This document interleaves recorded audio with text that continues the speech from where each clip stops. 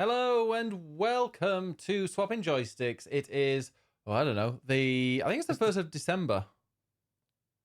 Oh, when this is going up. Yes, because this is now, because this is live. This is Friday. Is it? It is Friday the 1st of December. We've jumped into the future. We have.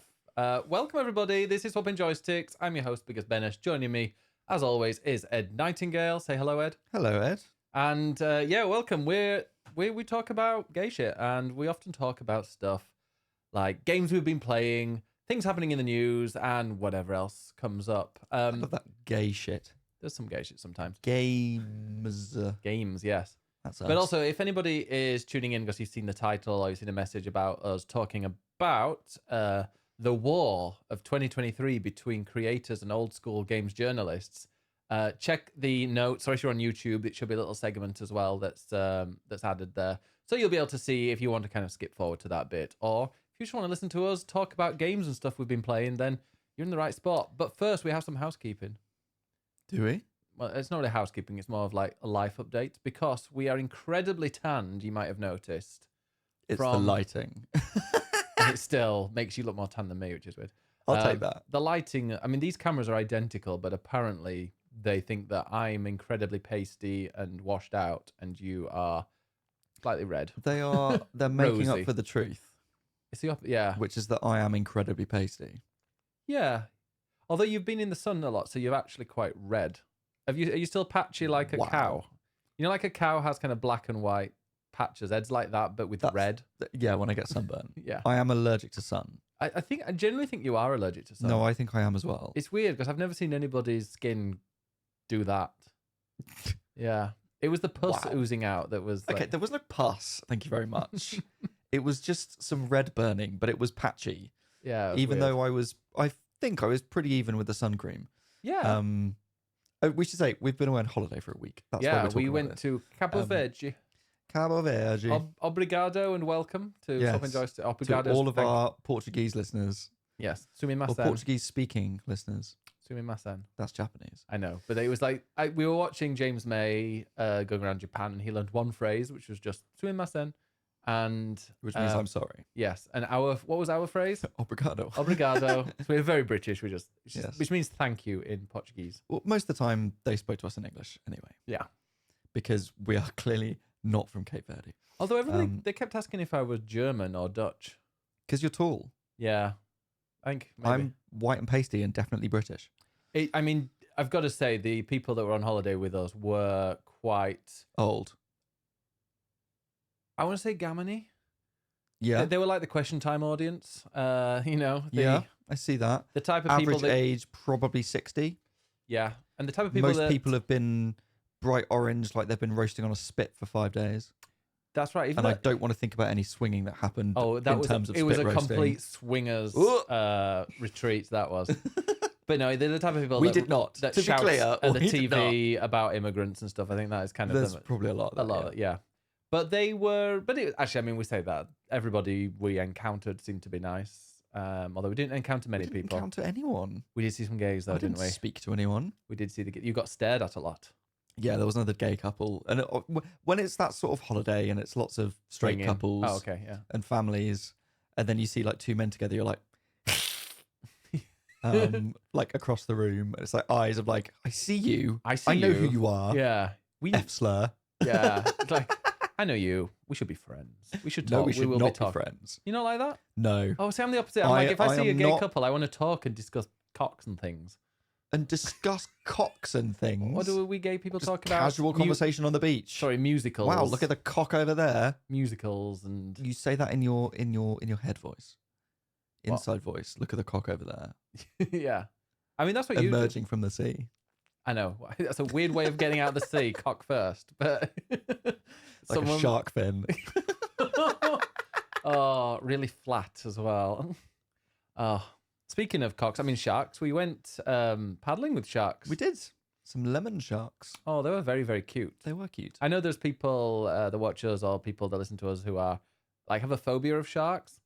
Now, I'm going to make a big bold claim and say you wouldn't be scared of these, but you probably would because it's a phobia. It's they are sharks, but they were about this big and they were really, really cute. And this big, so that's probably like about 1.5 to 2 feet, I'd say. No, this is like 20 inches. I am not going to dignify that with a response. That was a really cool experience, actually, just having them so close to you. And yeah, they were swimming all around our legs. Yeah, you could see very friendly so clearly them, because like it is just such a beautiful. Because we at Cape Verde, if anyone doesn't know, it's like if you go down to the Canary Islands, then continue for like 2 hours further south. It's just off the coast of Dhaka, which is Mauritiana, I think it is Mauritiana. I don't know how to pronounce it, I'm afraid. I did have a quick look at Mauritius is definitely the other side of. No, Mauritiana is a different country. Is it? Oh, wow, Ed, so ignorant. Sorry.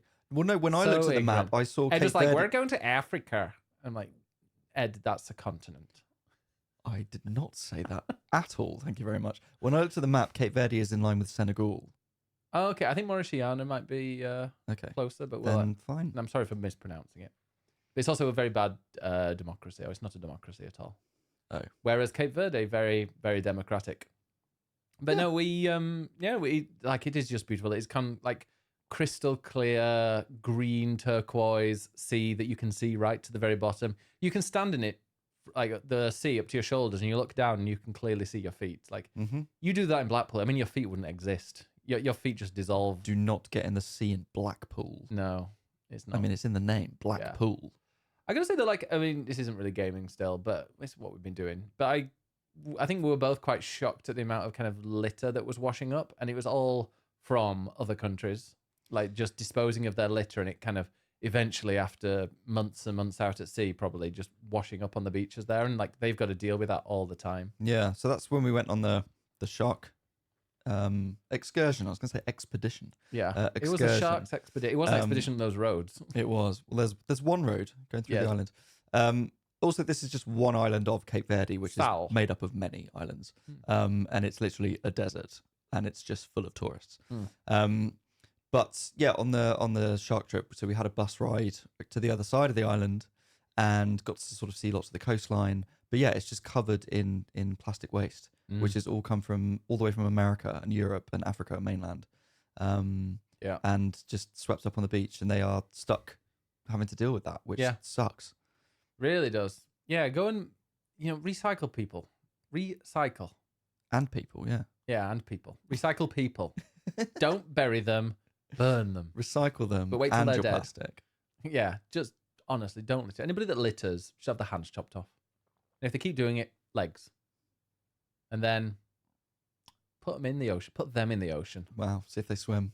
They won't swim. No. Anyway, before we go down a really dark anyway, we've had a lovely holiday.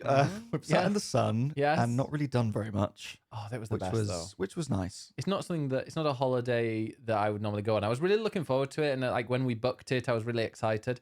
And then like a day or two before, I was just thinking, am I going to actually hate this? Is it going to be just a week of me going, I'm really, really bored? And I think I was concerned about that. If I was with my parents, for me as well as you, I think if I was with my parents, I would have been a little bit like that. But I think because it was just us and we could kind of do whatever we wanted. Plus, you're very similar to me. Like one afternoon, we were like, should we just stay in the hotel room and play video games on our Switch? Well, I mean, we were saying earlier that I'm allergic to the sun.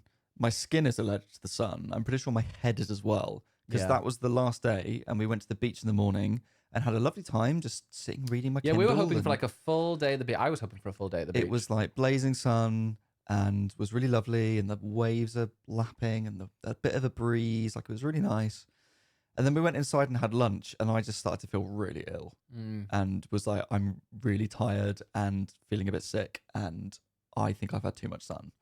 So we decided to sit in the hotel room for the afternoon. Yeah. Had a shower, just sat in the bed with the aircon going.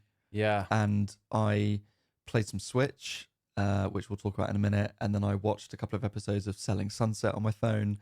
And you played some Switch. And we just had a super chilled afternoon. And genuinely, that might have been my favourite afternoon of the holiday. But it was really... And all we did was just sit inside. I mean, the sun, I mean, when you're sunbathing, you're just literally lying there. Yeah. And I went through some great true crime podcasts. Love them. Which apparently, I saw a thread on Twitter, which makes me some kind of right-wing sleeper agent. I don't know. Of course you are. Of course you are. I don't know. I just enjoy listening to how horrific other people's lives are. So it makes me feel better. And I was reading a fantasy book. But I was listening to that. Then I was also listening to the Hunger Games book, which full of death. Yeah, it's very grim, and it's a young adult's book, and people love this book. I'm having highs and lows of it. Like at the beginning, I was like, "Oh, this is quite interesting. See where it goes." And then there were certain moments, like quite prolonged periods in the book, where it was like, "Okay, yes, we get it." They're kind of just going a bit over the top with explaining why this means this. Mm-hmm. And I mean, it is a young adult's book. That's what it does. But now I've got to a hornet's nest bit, and like I genuinely. The Hornet's Nest? I'm trying to remember this because I read it a good few years ago, and I read all 3 books, I think, in like 5 days or something. In a tree. So have the Hunger Games started yet? Yeah. Oh, okay, you're that far. Yeah. I'm about halfway through, I think. Okay, right. Yeah, trying to remember. Yeah. I also mix it up with the films because the film's obviously slightly condensed, and that I kind of remember more. That was, but you know, I'm looking forward to reading the book, to watching the film afterwards, but I'm enjoying reading it now. I just don't. I'm not sure if young adult fiction is my thing. I mean, you are not a young adult. No, so... I am an adult though, so I'm half that. But you're not young. You can say that. Older than me. And I'm looking forward to it. But I think it's made me kind of reevaluate what kind of things I look for in a book, and I think I might go and read some classics. But it's weird because we were talking earlier, like, you know, the Harry Potter books, the Harry Potter books. Are they young adults? I feel like later ones might have been. Because is it a kid's book? I think they started as kids' books. Yeah. And then, I mean, I was 11 when the first one came out. Yeah, which is the same like age 6, as I think, Harry. yeah. And so you're not 6. So every year when it came out, I was the same age as him. So and I think a lot of people have, say my generation. You're as old as and you've got the glasses as well. Wow, thanks.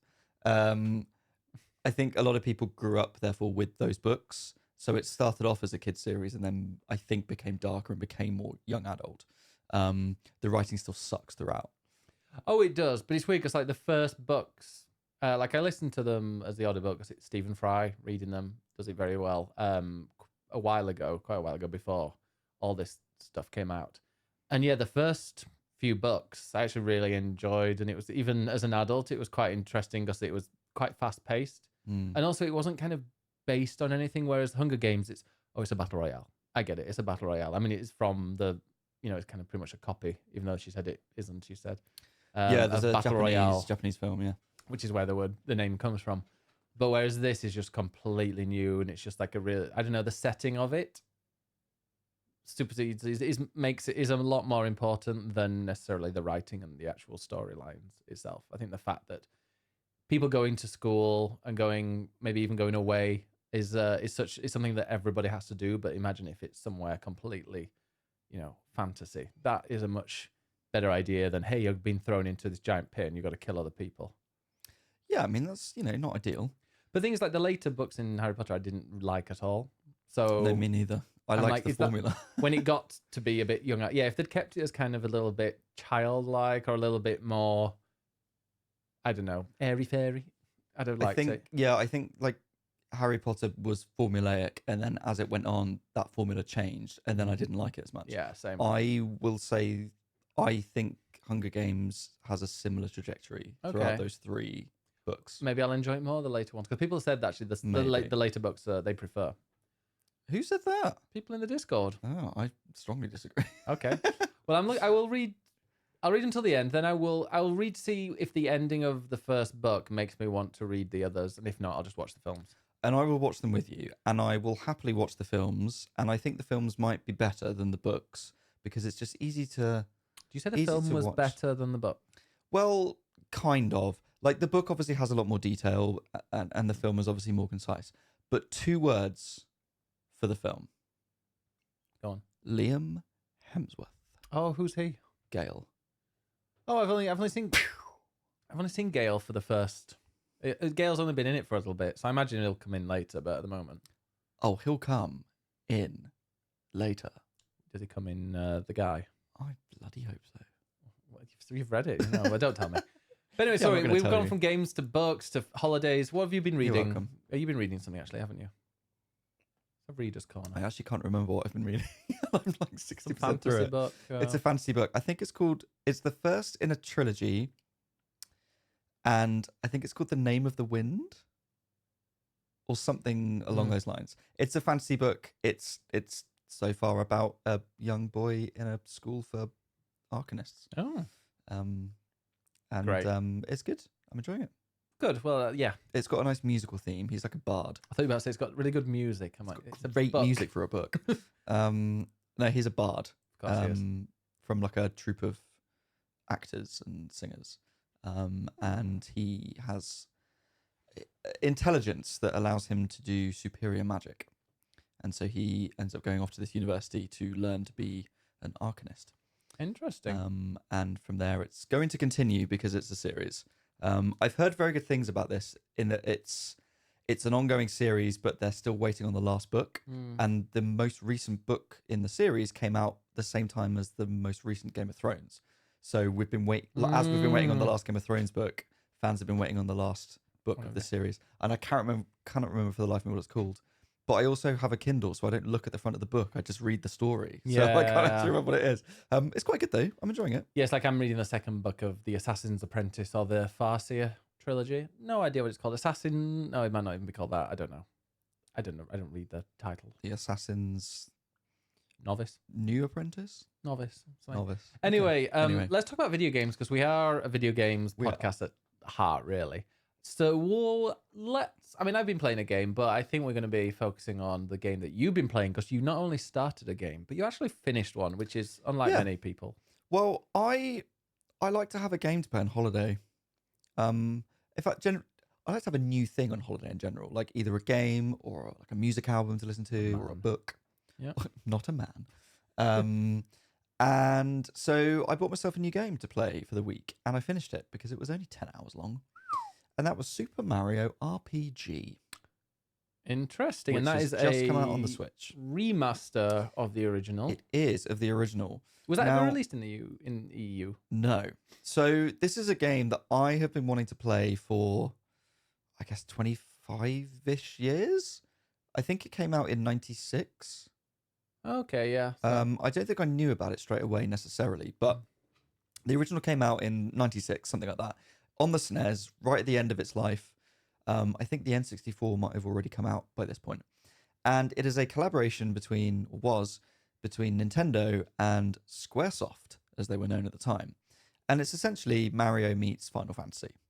So all of the sort of Paper Mario games and Mario and Luigi games, all those Mario RPGs, this was the game that started it. And it was released in Japan, it was released in America, but it was never released in Europe. So I never got to play it. Now, I did play the beginning of it on a naughty emulator. Oh, a naughty emulator. Well, all emulators are a bit naughty. I played maybe like the first hour when I was, I guess, maybe like 13, 14 at this point. So I sort of knew what to expect. It was also released on the Wii, on the Virtual Console, which I downloaded, but then never got around to actually starting. So basically, I've never played this game properly. And it's now out on Switch as a remaster with really nice new visuals, but the same perspective, the same story, same gameplay. I think there's an extra triple move thing in the battle system that's new. Oh yeah, I think you showed me that. But it's an RPG with Mario. And it was the start of the sort of action combat in turn-based combat. So I guess Nintendo and Squaresoft wanted it not to just be turn-based battles, but to be a little bit more active. So you have to press a button at the right time to time your attacks properly, or to dodge, or to block. A bit like Sea of Stars. Exactly. Sea of Stars stole it from Mario RPG, and also stole some Chrono Trigger stuff. So this is the game, I think, anyway, that sort of started this action vibe in the turn-based combat. But it is turn-based combat, but with Mario characters. What I think what I love about it most, because I really, really enjoyed playing it, I think what I enjoyed about it most is how authentically Mario it is, which seems silly because it's a Mario game, but it was made by Squaresoft, who obviously were known for making Final Fantasy. And it just has this really strong 90s vibe to it. The characters are these like squidgy cartoon characters, and it's, you know, Mario and Princess Peach and Toad and Bowser and all the classic characters that you know from like Super Mario World and Mario Land 3 and, you know, the Mario cartoon that you'd watch in the 90s as a kid and all that. it feels really authentic to that, with the same sorts of sound effects and like amazing music. There's just a real 90s vibe about it, which I realize is stating the obvious because it's a game from the 90s, but it sort of, it gave me this sense of nostalgia for a game I never played. So I was playing it feeling really nostalgic, like I'm reliving my youth somehow, but I never actually played this game. Do you think it's so because it was just bringing that back? It's very, it's the battle system and like the fact that it's a remaster rather than a remake. Does it feel like an old RPG from the 90s? So is that maybe hitting your nostalgia? Yeah, probably. It's by no means perfect. I think there's actually quite a lot that's wrong with it, if I'm honest. Tell me the biggest. It's very easy. I heard you getting a bit frustrated. You died a few times. I did not die once, thank you very much.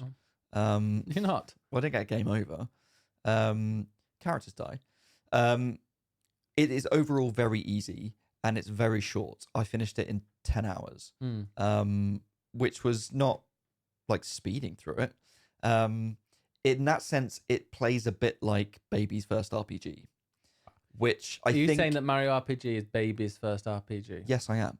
But I think it was poised as that because at the time, obviously Squaresoft were known for making RPGs, and Mario games were not RPGs. And I think they wanted to make an RPG that would appeal to fans of Mario that maybe haven't played an RPG before. So therefore, everything's a little bit simplified. And as someone who has played plenty of RPGs, you kind of jump in and you're like, well, this is really basic and really simple. And it's still really fun and it's really enjoyable, but it's simple. And sometimes that's a nice thing. You know, it was a really breezy game to play through, and I really enjoyed that aspect of it. And I think, therefore, had I played this as a kid, I would have absolutely adored it, which is what I think a lot of people in America, maybe we've got, you know, listeners, followers in America who have played this as kids, they would have loved it. I would have loved it at the time. Playing it now as an adult, you're like, okay, well, this is really simple, but therefore it's hitting the nostalgia buttons. I don't think the combat is necessarily super well balanced, because it is pretty easy, but it's also not very complicated. So you get lots of extra like magic moves that I barely touched because you can just attack everything and kill it in 2 hits, and you're like, oh, okay. So it wasn't particularly, you don't have to think at all. And I actually started avoiding battles because I didn't want to be over leveled, because then it was just too easy. Because you can see the enemies on the field, so it's not random battles. So you can just jump over them and just run off. So I started doing that a lot. And you say the weapons have a different feel for each one?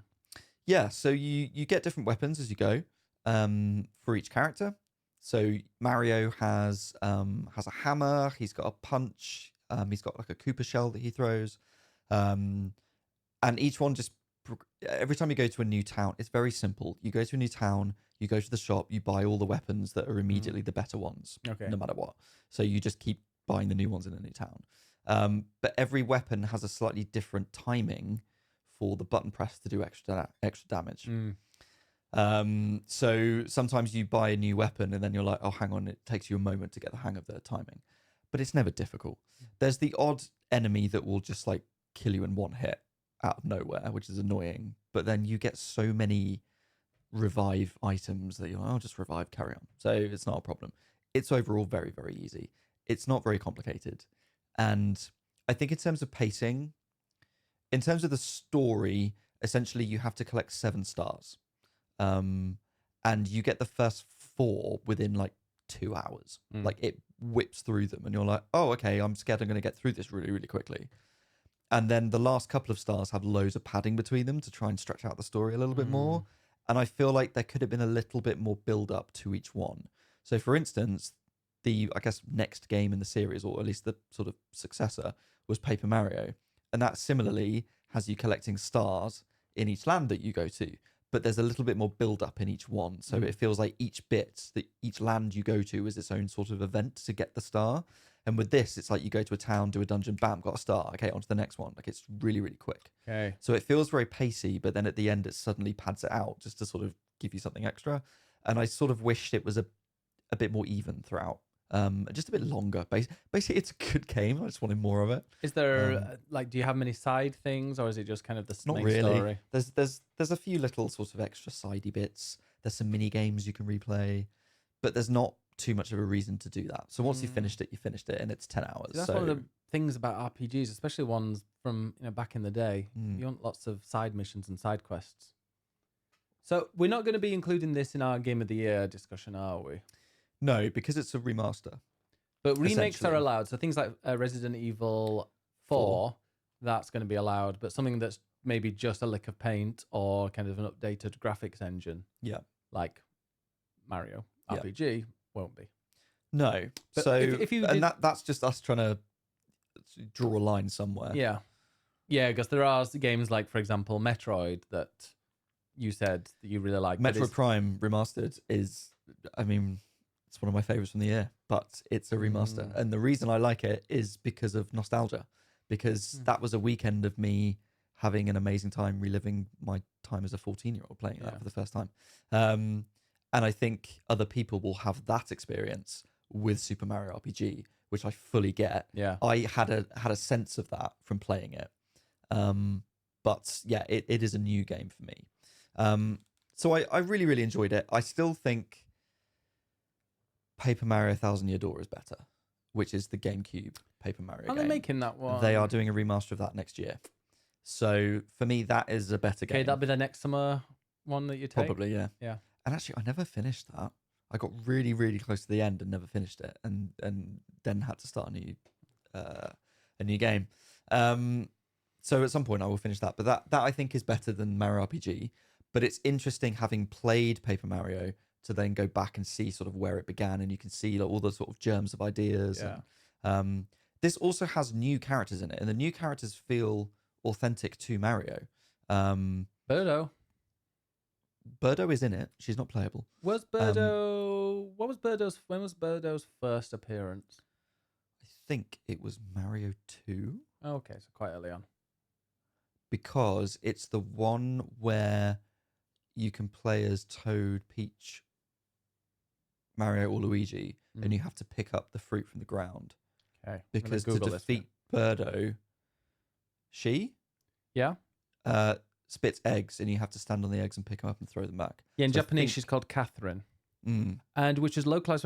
So she was an enemy her first appearance was an enemy in Yume Kojo, Doki Doki Panic, which is localized for English language audiences as Super Mario Brothers 2. You're welcome.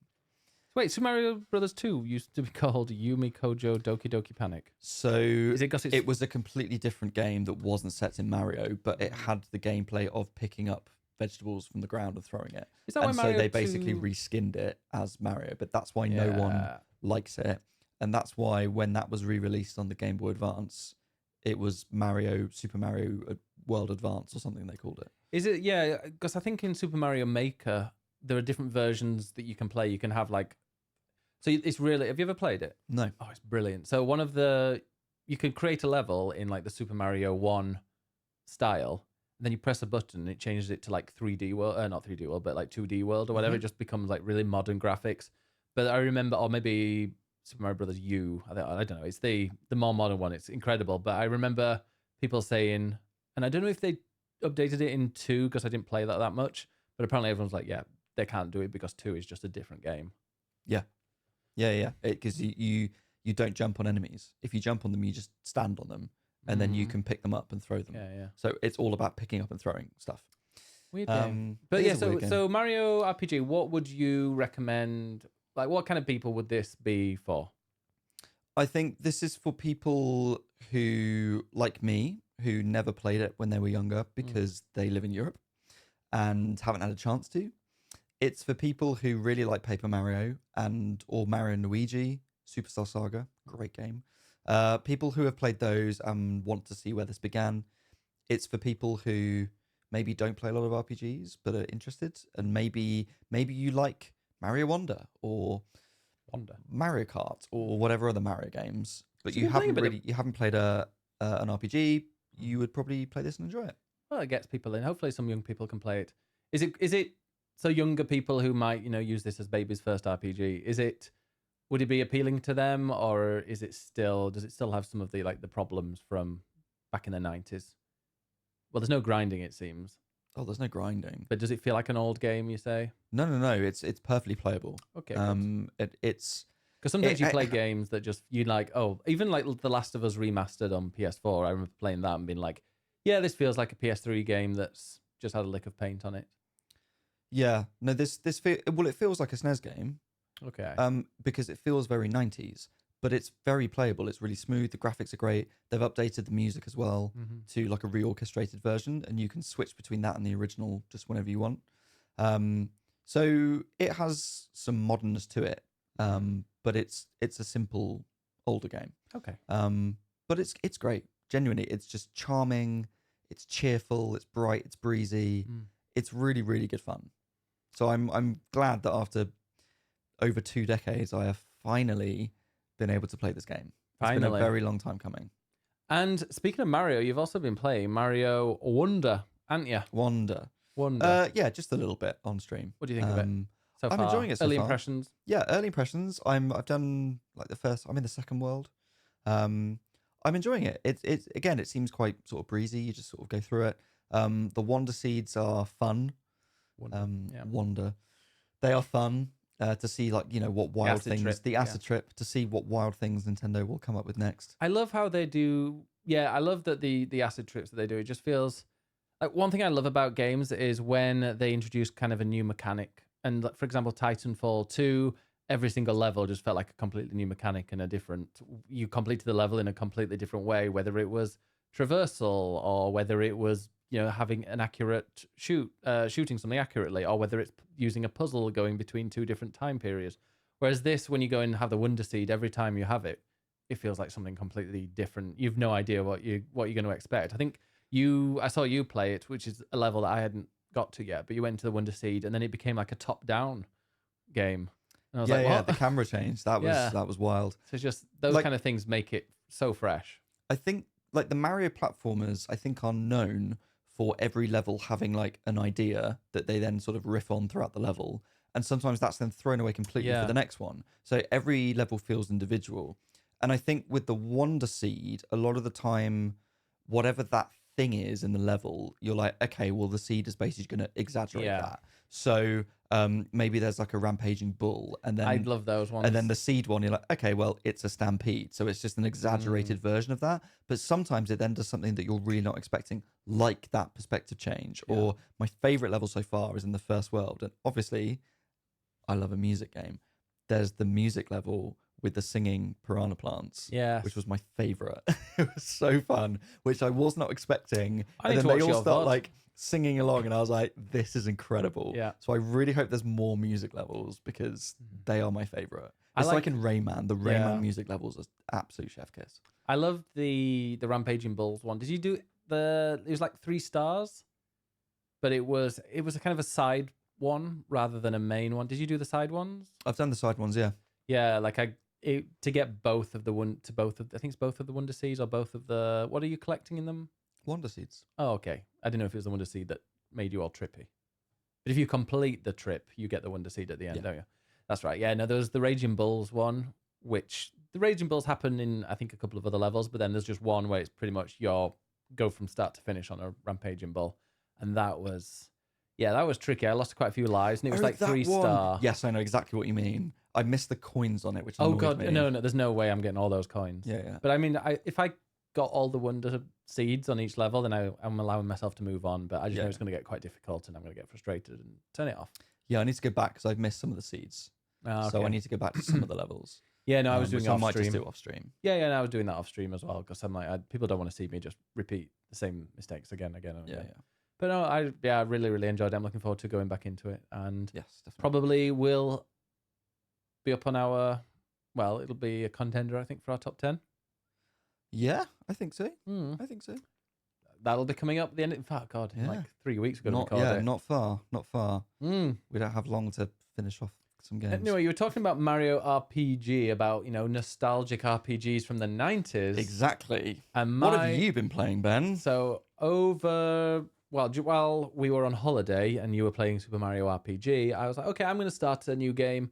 And and I started Final Fantasy VII, the original, Yes. on my Switch OLED, which, God, it looks great. And yeah, it's Those little Lego blocky characters. yeah, They're so cute. is brilliant. I mean, I've played Remake and Intergrade, yeah, not Intermission. What's Intermission? I think, hang on, Intermission is the name of the DLC, but the package was Final Fantasy VII Remake Intergrade. Just confusing. Anyway, I played yes. both of those to completion. I loved it. I've also played quite a bit of 7 a while ago, a few years ago, which I actually haven't got up to yet. I haven't got up to the bit where I got up to before. I'm very, very, very close. I think I'm about an hour away from that. But I mean, I've still put in a good 10 hours, 12 hours or whatever. And yeah, no, I'm really enjoying it. I'm playing on the Switch, and I mean, there are so many different places that you can play this nowadays. You can play. I could have played it on my Steam Deck. Could have played it on PlayStation. I think you can play it on there with trophies, which I'm not interested in. But I just wanted something light. It's a gorgeous screen. Start playing it, and yeah, I'm really, really enjoying it. It's a stunning story. Like, the story is just, it grips me from minute to minute. It's just really, really interesting. But what I'm finding really, really useful are the cheats. Wow. So I was about to say, I'm so proud of you that you're finally playing this, because this is up there with like Ocarina of Time for me as like one of my absolute favorites. And I'm so glad that you are finally getting through this game. And now you're telling me that you're cheating your way through it. I am not cheating my way through it. And I guarantee if you had never played that as a kid and you played it now, you would not play in its original format, because there's so much grinding. Absolutely would. No, you're only saying that because you've played it before and you've got that nostalgic and you're like, oh, it's the world's greatest game ever. But like, if you had that now and you didn't really care. Yes, I didn't grind when I played it as a kid. But I don't care. But I'm going through there, and so there are two, well, there are actually a bunch of different things you can do. I think one of them is you can turn off random encounters. You can speed it up 3 times the speed. Everything goes at 3 times the speed, except for like the proper cutscenes. And the other one is that your health is maxed out and you have max limit break, which is like the super move that they have. And what I'm just doing is when I go into these battles, I am putting it in 3 times, unless it's against a big boss, because it's a bit more interesting. I put them into 3 times, and I'm putting the limit break, the overpowered cheat on.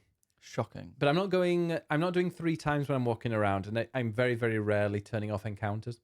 I'm only turning off encounters if I need to go somewhere quite far away just to quickly see if I've missed something, and then most of the time I haven't, and I'm just going the wrong way. And rather than like encounter 6, I have 6 different random battles out on the battlefield, just going there to check, I can just turn that off, and it's much more more pleasant. But no, one thing I can think though is playing this now. If I had got a PlayStation a year earlier, because I got it in '97, and I think this came out early. Oh, was it late '96? I think so. Yeah. Yeah. So it came out about a year before, and I think when I discovered that, hey, fantasy games sound amazing, Final Fantasy especially, 8 was out, so I got that one instead. But if I'd played this, for example, if I'd got my PlayStation the year before and I got and I was only given Final Fantasy VII or something, I would have absolutely loved it. And I would have enjoyed grinding, and I would have enjoyed going through it. And it would have felt like a proper epic quest. And it's, this boss is really tough, so I'm just going to go and spend 20 minutes kind of going and grinding and trying to beat some of the enemies and go and find a save point, go to an inn and heal up, and then I can go and fight it again. Rather than now, I'm just kind of trying to whip through it for the story. But I think that would have made it more fun as a kid. But right now, I just don't have the patience all the time. So I'd like to know. It. Good. I'm glad. I'm still enjoying the story. I'd like to know how far through you are, but I know that you've already got to the gold saucer, and I know you were very excited because you've obviously experienced the gold saucer in 14. Yes. And now you know where. What it's based on. Was that the first time it was ever in? The gold saucer is in 7. Only in 7. It's only in 7. Interesting, 14. But so I have left gold saucer, and I am now trying to get out of the place where I've been sent. That's where I am. But I did waste the prison. Prison, yeah. Okay. I've been, and I think what happened in the gold saucer? Was there a story moment? Yeah. With? I've gained a character, if that's what you mean.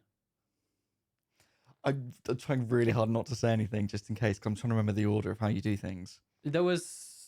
Because you had said to me, or you had asked me, why are there dialogue choices for certain characters? Yeah. And there's a bit in Gold Saucer that is the reason why you have dialogue choices. Oh, I don't know. I can't remember.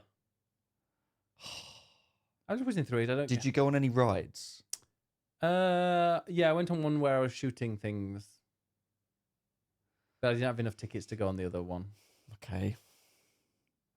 Oh, That I'm not going to say because yeah. I don't want to say. That's fine. Doesn't matter. These little things I don't care about. I want to go through so that I know the story, and I mean I know who dies and all that stuff. So I'm looking forward to just playing it and just seeing the story and knowing the story, so that then when there's talk and when I'm playing Rebirth, I can compare it to what I've just played in the original. Okay. Who is your favorite girlfriend so far? Tifa. Good. Yeah. Correct answer. Mm-hmm. None of this Aerith bullshit. No. Although I'm not so I'm my characters, it's me, Red 13, and actually I just recently replaced Tifa with Kate Sith because they have a really powerful limit break. They just roll the dice and it's like 600 damage instead of 300. Never use that annoying fat cat. Wow. Also, it's pronounced Ketchi.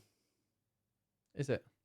Oh. Which I only realised recently. Yeah, Ketchi. But that's been a thing since 1997. It's Irish. Because it's an Irish name and it's based on Irish folklore. Ah. But I, as you and plenty of other people, always said Kate Sith.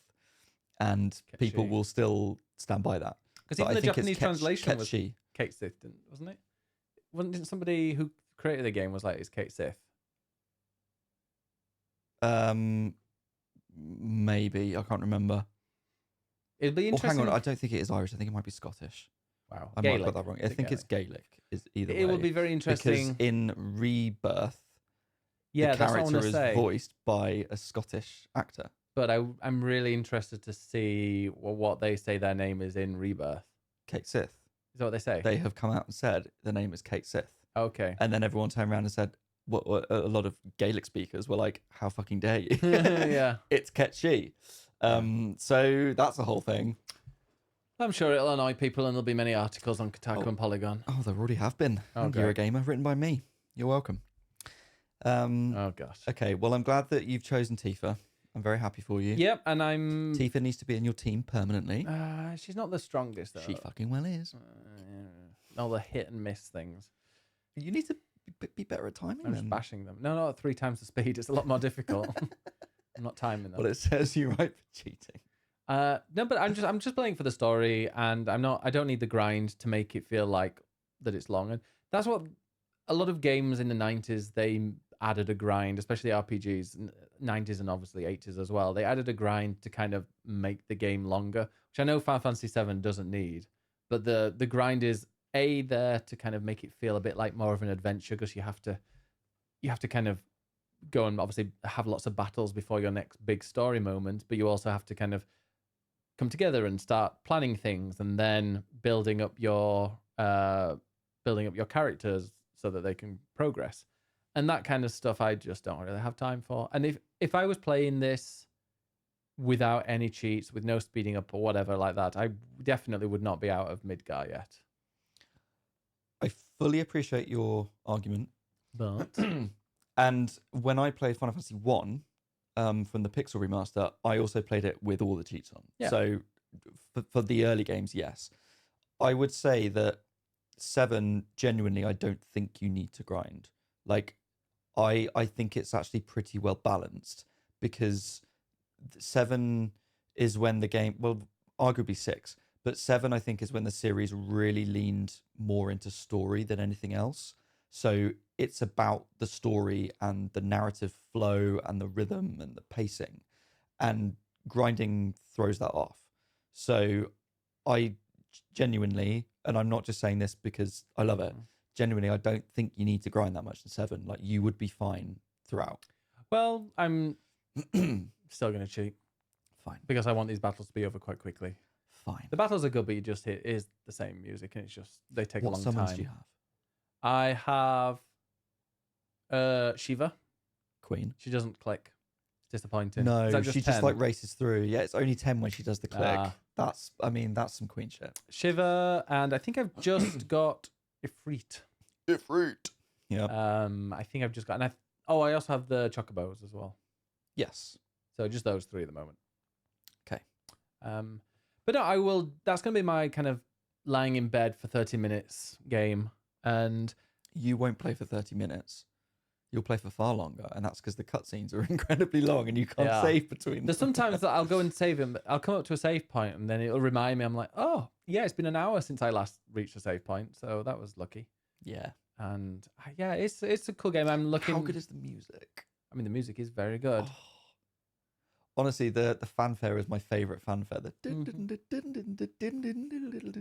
like when you win. Oh, okay, yeah. Oh, that's my favorite music. I mean, my favorite is just the general theme. Yeah, that's just the Final Fantasy theme, isn't it? I think it's just called theme. But it is a great game, and I'm looking forward to getting past the bit that I already had. The thing is that I've played Midgar a bunch of times, not just in Remake, but I've played it on this, because I started Platinum Hunting it on the PlayStation 4 a while ago, and so I went and did all the various things to get his dress. Mm-hmm. I didn't get picked, unfortunately. Aerith got picked. So the thing was, I was following a guide, and the guide said to go into the bathhouse, or go into, what's it called? The bar in Midgar, the club. Yeah. So I had to go into the club, and they said, "Oh, with the Freddie Mercury lookalikes."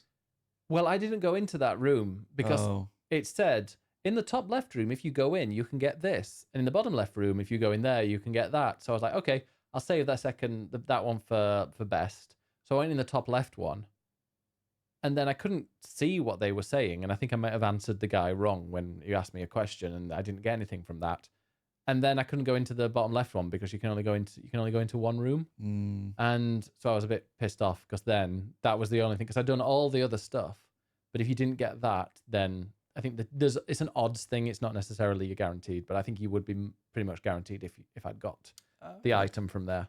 But anyway, yeah. So well, now you've done that bit in the original. I mean, you said you've done it a few times, but you can see how kind of homophobic it is and how stereotypes it is. I loved it. I thought it was great. I thought it was fantastic. Of course you did. It was absolutely fantastic. It was absolutely. But then you can see fantastic. how they've like updated that in Remake and given you Andrea, the honeybee and all the dancing and the sort of like just queer joy. Like it's so much better. I wonder if there's gonna be anything like that in the in Rebirth. Have we seen anything with Andrea? Andrea is back in Rebirth. Yeah. Good. I thought I saw something about that. I have an inkling that he will appear doing some sort of show in the Gold Saucer. Oh my god, a drag show. I don't know if it's a drag show. Midgar's Drag Race. But I would totally watch that. Yeah, same.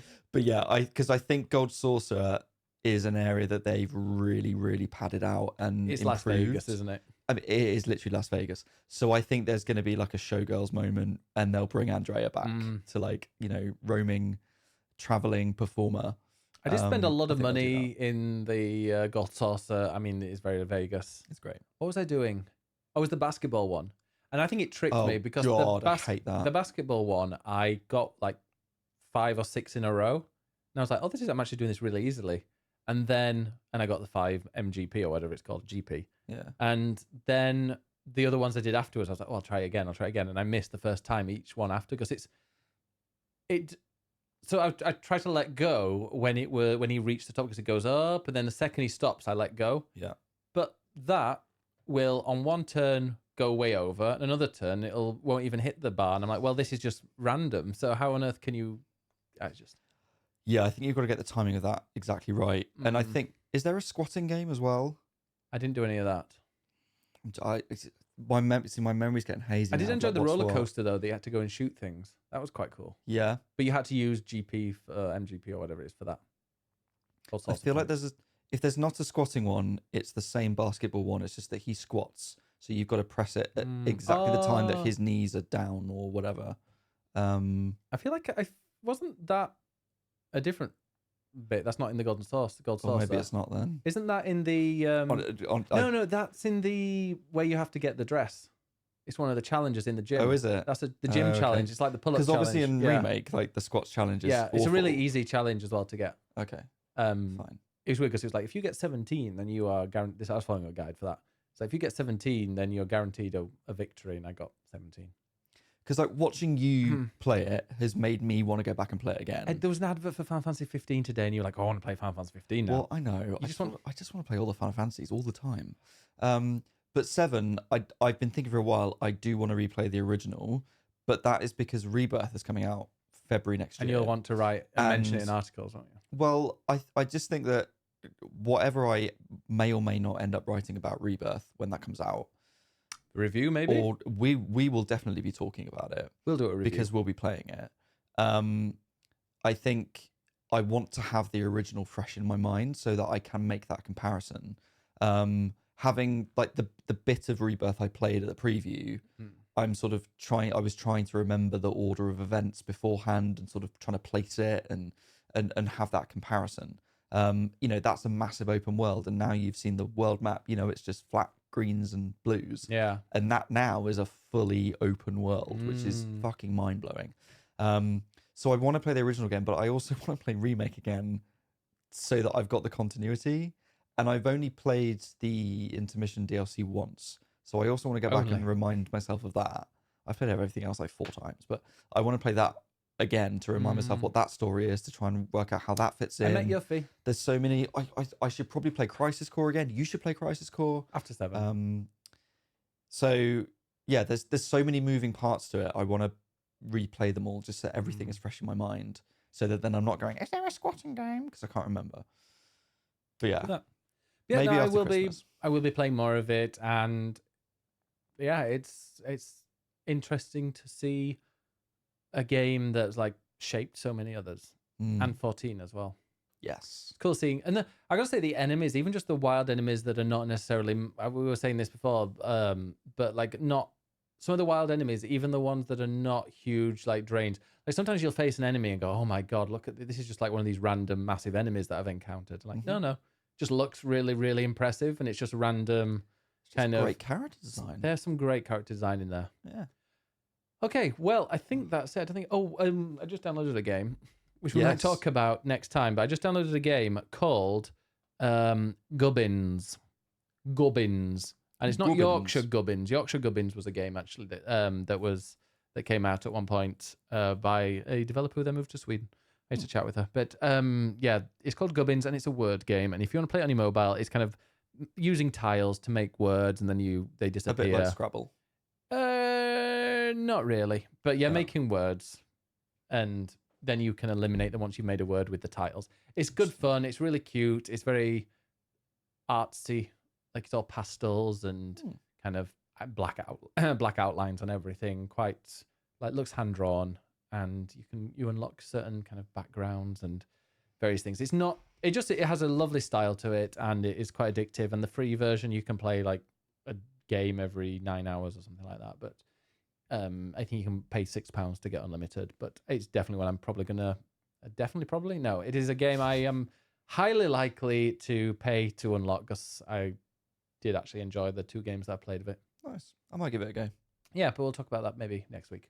Anyway, let's see what other people have been playing. Let's. Okay, we're starting with Monsieur Weeblay. I've not been playing much because I've been preparing for a test, which I passed on Wednesday. Well, congrats to you, Wibble. But I've started playing the fever dream, which is Super Mario Brothers Wonder. I've always watched people play these games, but this is the first Mario game I'm playing myself. Wow. I'm not counting Kart because, well, that's not Mario. Well, it is, but it's not a platformer. No. I'll give you that. Most of the concepts are pretty familiar to me, and I'm not breaking any speed records. I'm just having a blast making silly mistakes and consuming a blue pulsing star-like thing that puts me in what I can only describe as an acid trip. 10 out of 10 would do again. Agree. Definitely agree with that. Yeah. Not with the acid. Glinska Doodle. Beyond the usual Baldur's Gate 3 and Dead by Daylight, I picked up Rogue Legacy 2 in the sales. Loved playing the first on my desktop, but it really lends itself to the Switch being easy to pick up, do a run, and put down again if you have the willpower. It's a sequel that is built upon the concepts of the original without losing any of the charm. Each of the classes is different enough to have their niche or playstyle, and the castle building level up system means you don't get swamped by every concept at once. Always had a love for roguelikes, but this one in particular I keep saying one more run to. Isn't Rogue Legacy... I was reading an article about how some people find it a little bit troublesome. Troublesome? Yeah, because there are like traits. So there are different traits, and I believe that they're often negative. Mm-hmm. One of them is like Alzheimer's, a trait that you can pass on, and then you can't remember where things are in the game, and things don't appear where you think they are, or whatever. But one of the traits is gay. Really? Yeah. The gay trait. In Rogue Legacy 2? No, well, in Rogue Legacy 1. However, apparently there is something... Rogue Legacy gay. I mean, there's definitely there's a gay trait. It doesn't affect any aspect of the game other than cosmetics. Reverses which statue, knight, or lady grants the chicken something. So I don't think it's there as a negative, but like there's here I can see somebody that's got the trait, and it's like, so Wallace the Paladin, traits, gay, Tourette's. Gay and Tourette's.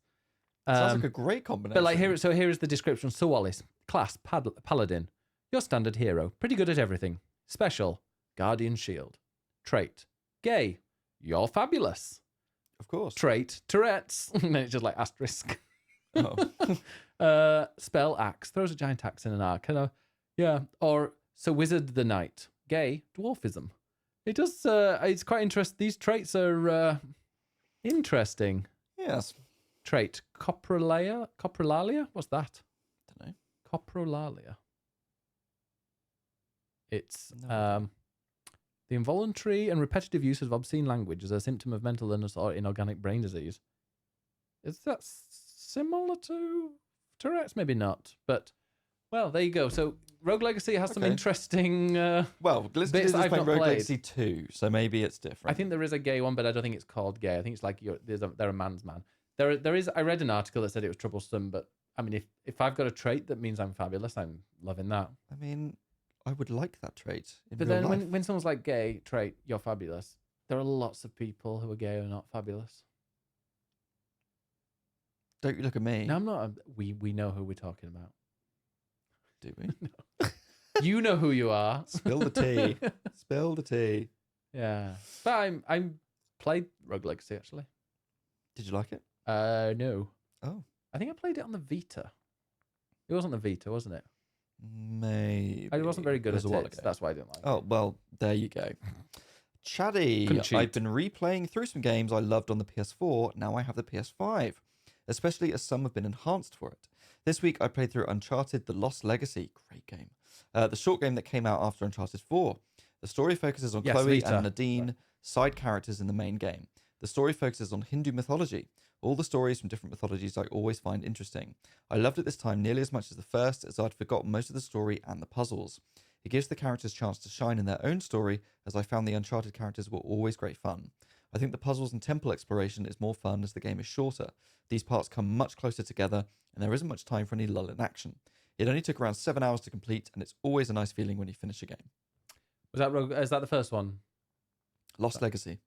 Oh, Lost Legacy, yeah. Yes. I was thinking what's the first? I love how he listens. No, I'm thinking honestly. Nathan Drake. No, because I was like, what do they call it? It's the Nathan Drake collection. No, what's the first three called? It's the Uncharted Legacy? No. The first three has got a name. That's what I was thinking. What's it called? Isn't it? It's not the Nathan Drake collection because that's like the first four, isn't it? Uncharted first three games is called No, that's the Nathan Drake collection. There's a Nathan Drake collection. Drake's Fortune is the first one. Yeah. Among Thieves is the second, and Drake's Deception third. Okay. Oh, for some reason I thought the first one was called. What's it called again? Drake's Lost Legacy. No, Lost Legacy. I thought the Lost Legacy collection was the first three, but it's not. You are incorrect. What was your first Uncharted? 1. Oh. I played them all in order as they came out. Oh. Loved them. I played 3. 2's the best one. Never played it. What? You heard me right.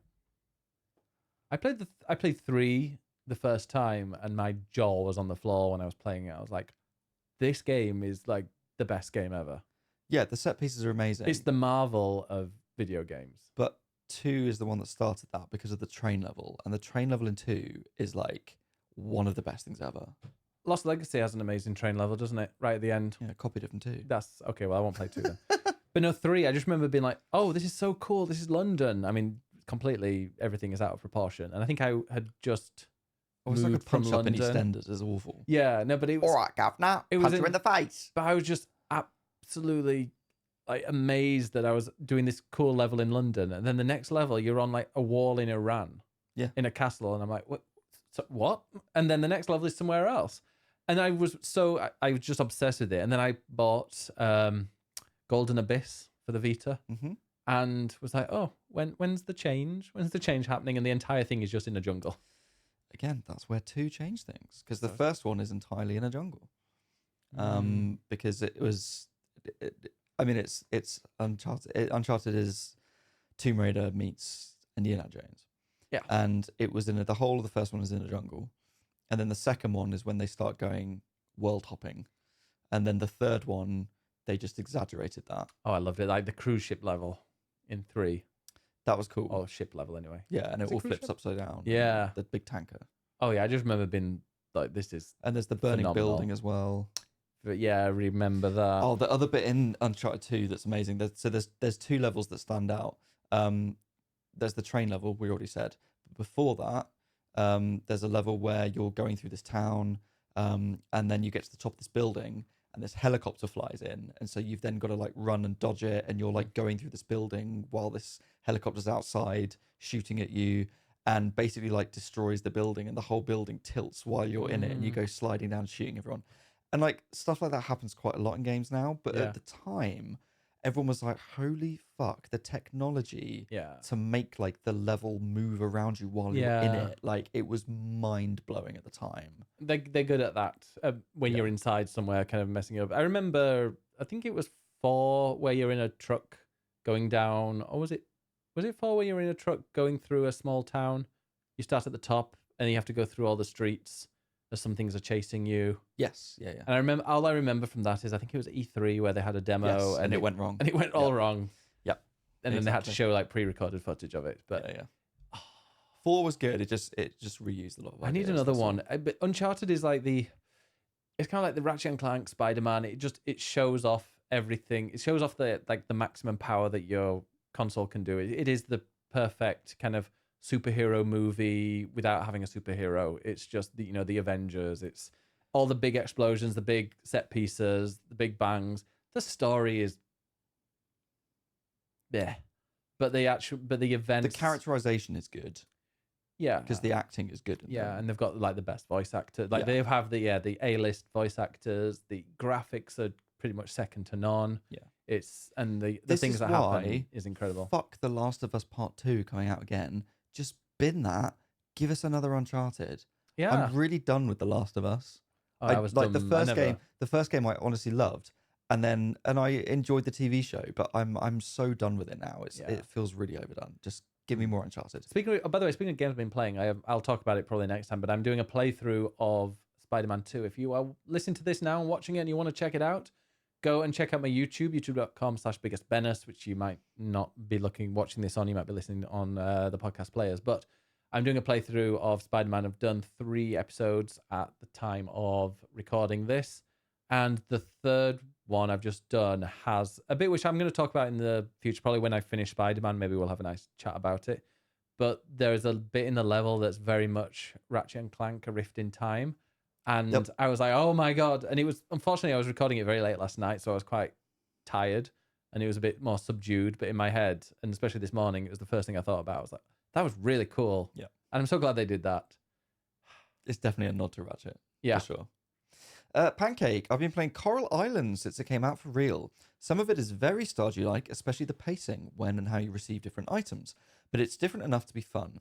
I really like the extra step in diversity of characters too. Different ethnicities, LGBTQ representation, characters with prosthetic limbs, but it's a little sad to me that only one of the non-binary characters is dateable. I also really enjoy the ocean cleaning aspect, as it is quite different from what I've seen in other farming sims, and there's so much to do on any given day. I started to stress out until I found out that you can change the speed that time passes in settings, which has been quite the game changer for me. I like the little settings like that have just quality of life. Like in Disney Dreamlight Valley, which coming out of Game Pass after letting me get far in it, and I'm not buying it. But like there you can change the appearance of the day because it follows the real time. So if you're only playing kind of in the evening after dinner, maybe that's the only time that you can play it, then you would permanently play that in the dark, like Animal Crossing. But there's a thing where it'll be like, no, the time stays exactly the same, so people are asleep whenever they're asleep, but we can make it kind of appear daylight, so it's all bright and colourful, which I really like. Nice. And then lastly, we have a story from Gemma. Oh, here we go. Is she going to cry? Does she cry in it? Are there any crying emojis? Well, there are no emojis at all. Oh. It's pure text.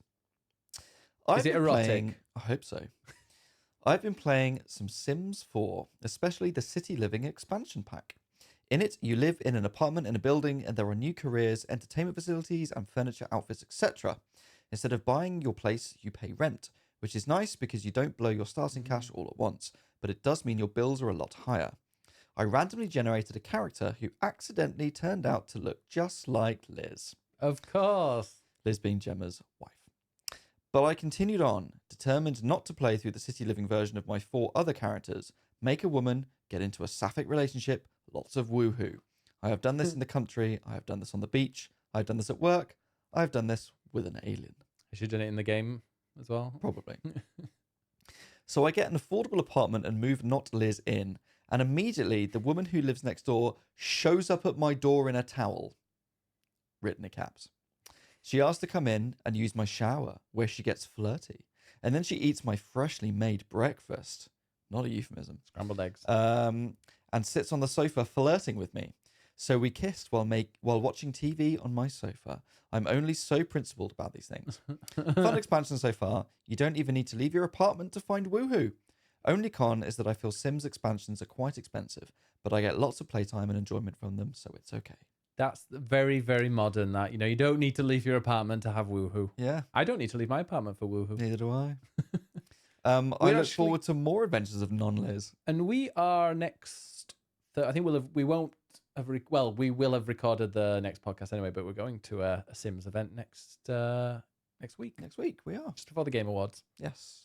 Also, speaking of the Game Awards, could mention it at the end, but I'll end up forgetting. The Game Awards next week, we are going to do an emergency podcast, our first ever emergency podcast. Are we? Straight after the Game Awards at 4 a.m. It'll be small. It'll be like 20 to 30 minutes, but we're going to be talking about it immediately afterwards, and it'll be uploaded straight away. So our first emergency pod. That's going to be our thing. Whenever there's like big news that we really instantly want to talk about, we'll do an emergency pod. We'll look out for that, everyone. We'll press the button. Press the emergency button like in Among Us. Nice. Okay. Anything else? That was all. Oh, okay. Anything happened in the news? Speaking of news. Anything happened in the news? So we've been on holiday and therefore I haven't been working, so I don't really know what happened. But there was one big thing that happened, which we thought we could talk about. Oh, I've got to drink on my tea. That's not the news. No. Well, I mean, that's old news. You always do that. Yeah. So there was a certain thread that appeared on Twitter or X. No, Twitter. That caused a bit of a stir among content creators and influencers and also among journalists. Now, this thread was written by Mike Rose, who runs a publishing company and is known for doing stats-based threads where he's talked about the performance of games. He's quite well known for this, quite well respected for this. And he had a tweet thread about Spirity, which is a new kind of life simmy, Stardew type game. But I've heard good things. Well, aside from this thread, the game itself seems good. Obviously not made by him. He just works for the publisher. Not the developer. The developer's different. Yes, the developer's someone else.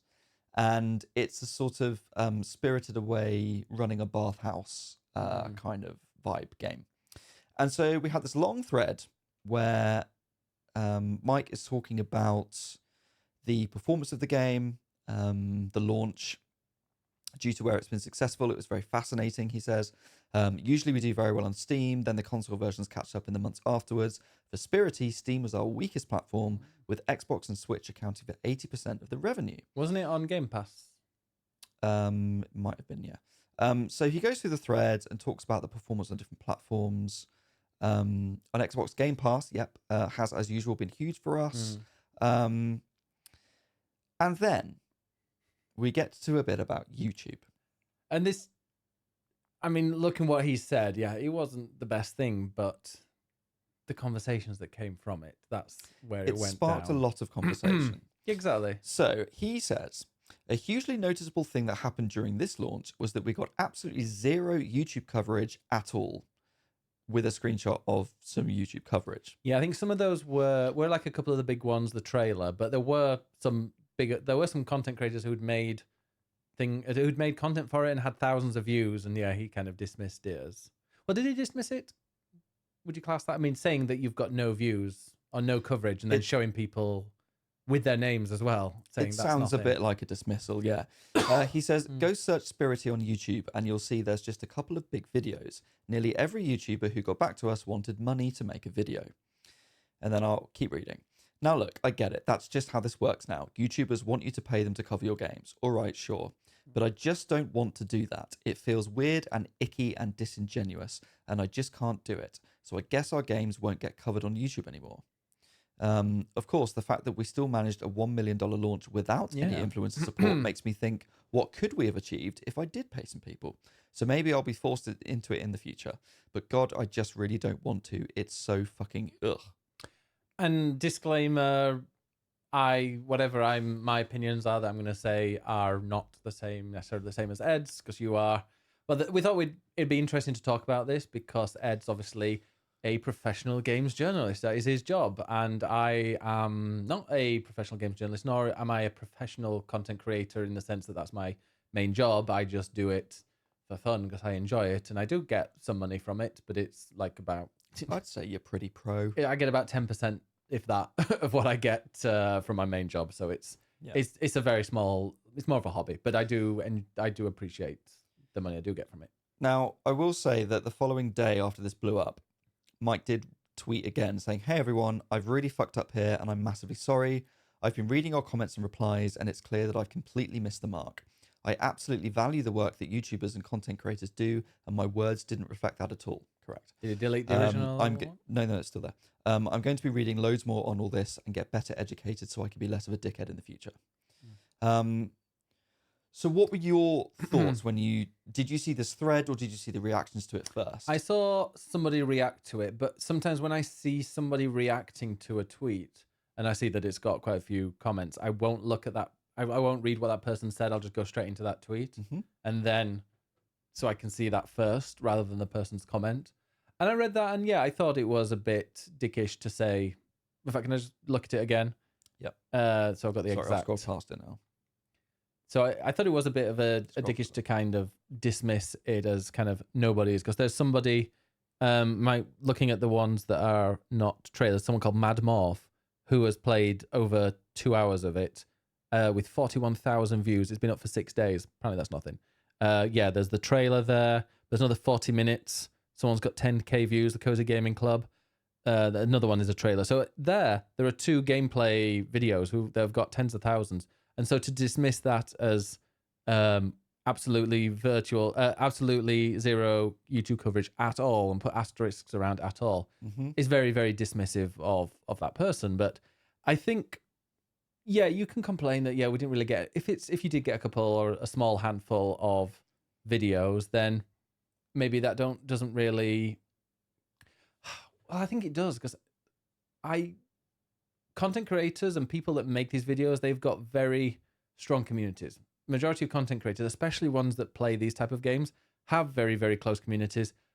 The number of people who've bought games consoles from watching me playing Animal Crossing or other games, like if I'm playing a brand new game for the first time, I guarantee that 2 or 3 people will be playing. If I'm enjoying it, that 2 or 3 people will also go and play that, whether they buy it or whether they just download it from Game Pass or whatever.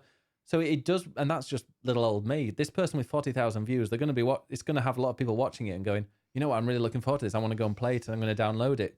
So yeah, it might seem that there are only a few videos, but don't underestimate the amount of people that are going to buy the game or download it. Because I think the return on investment, and everybody that I've spoken to in marketing has said like the return on investment when it comes to influencers and people and content creators is like one of the best.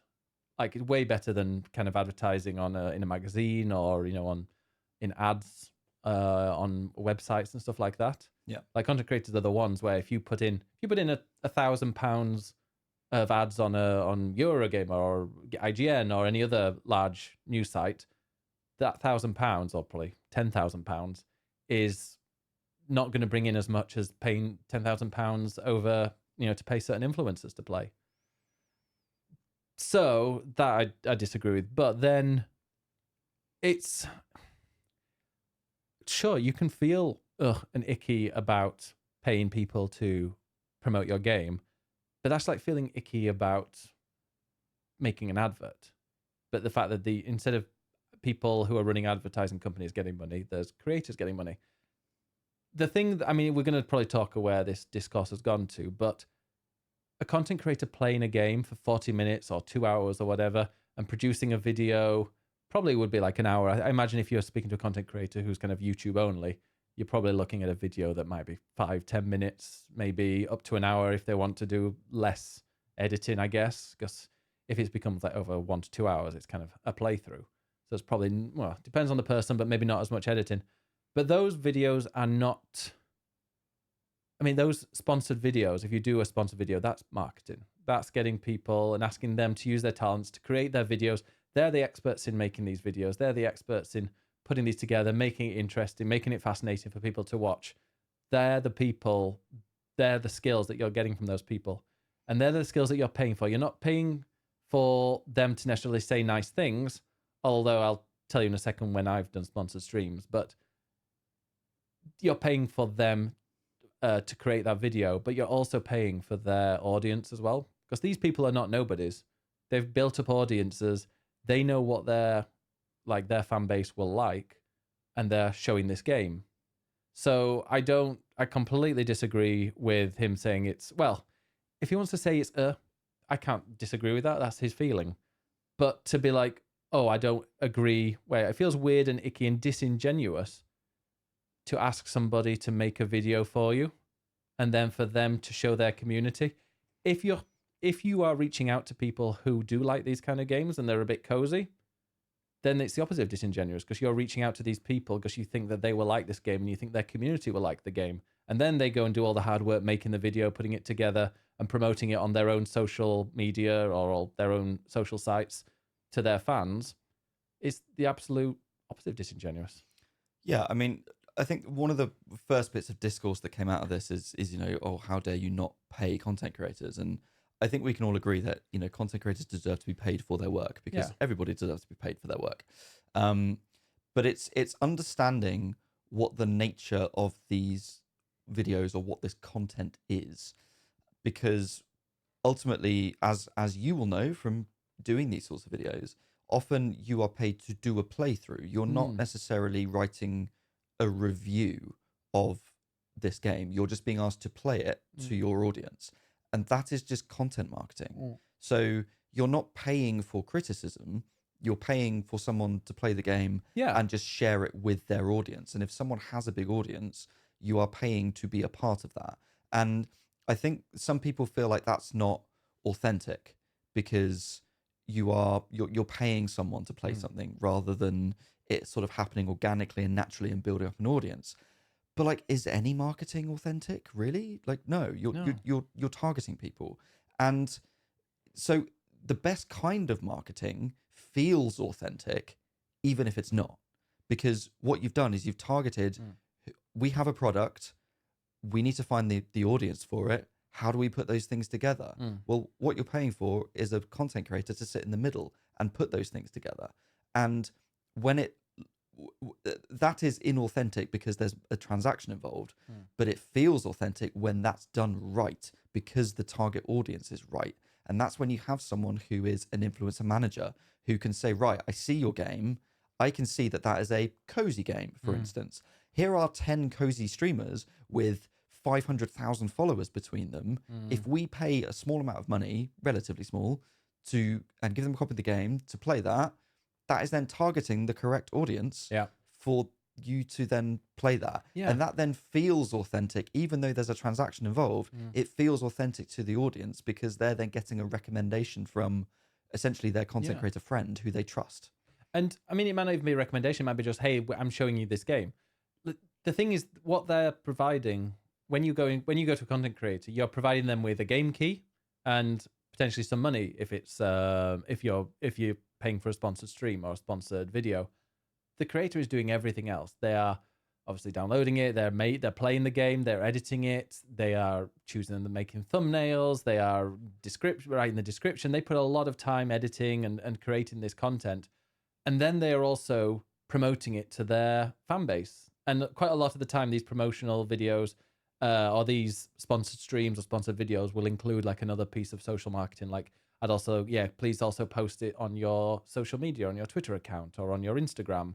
And maybe they'll say, hey, if you've also got a little clip and you can put it on TikTok, great. That'll cost them extra money. So they're doing so much. They're doing everything. They're creating this content. They're creating the marketing content. Takes hours and hours and hours. People spend 3 days making videos for these, I've seen. And then they're also promoting it to an audience that they've got this massive audience of people who like those type of games. It's like not expecting to pay these people is like ludicrous. And I know he was giving out code. Mike was giving out codes for people for creators who wanted to play it. So like review codes or early access codes to play it.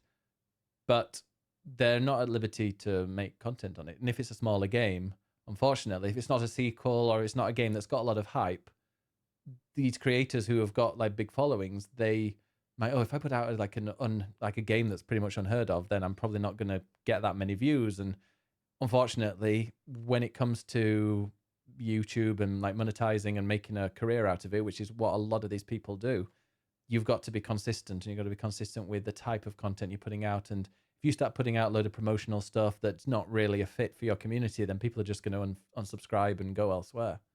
So it's a risk. It's like, like you have to keep doing what you're doing. Like, for example, Ninja, I remember back in the day, there was the Fortnite. It was like, there was a TwitchCon Fortnite exhibition.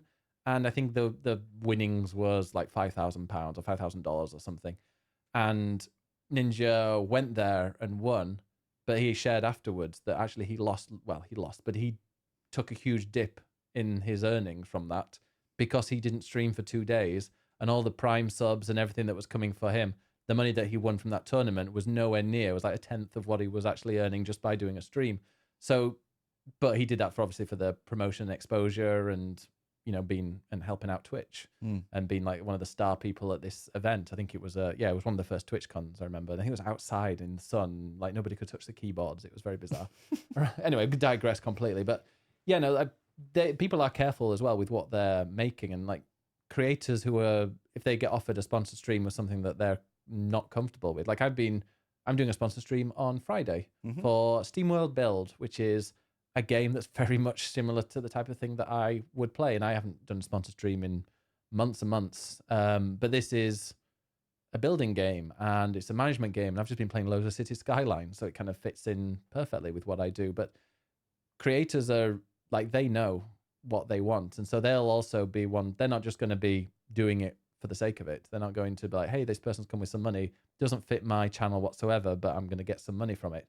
Very few people would do that, especially the bigger ones. Yeah, so you've been targeted for that because they can see it's the right fit, and therefore it's the assumption of, well, if you're playing that, your audience are also going to enjoy it and might then go and buy it. Yeah. And are you able to be transparent about what you've been asked to do as part of that? Yeah, so I can I can tell you what they've asked me in the past when it comes to this. So sponsored streams that I've done, very, very rarely restrictive. I've never had it where they've said you must speak positively about it. And I've done a fair few. I mean, I've been streaming for 7 years now.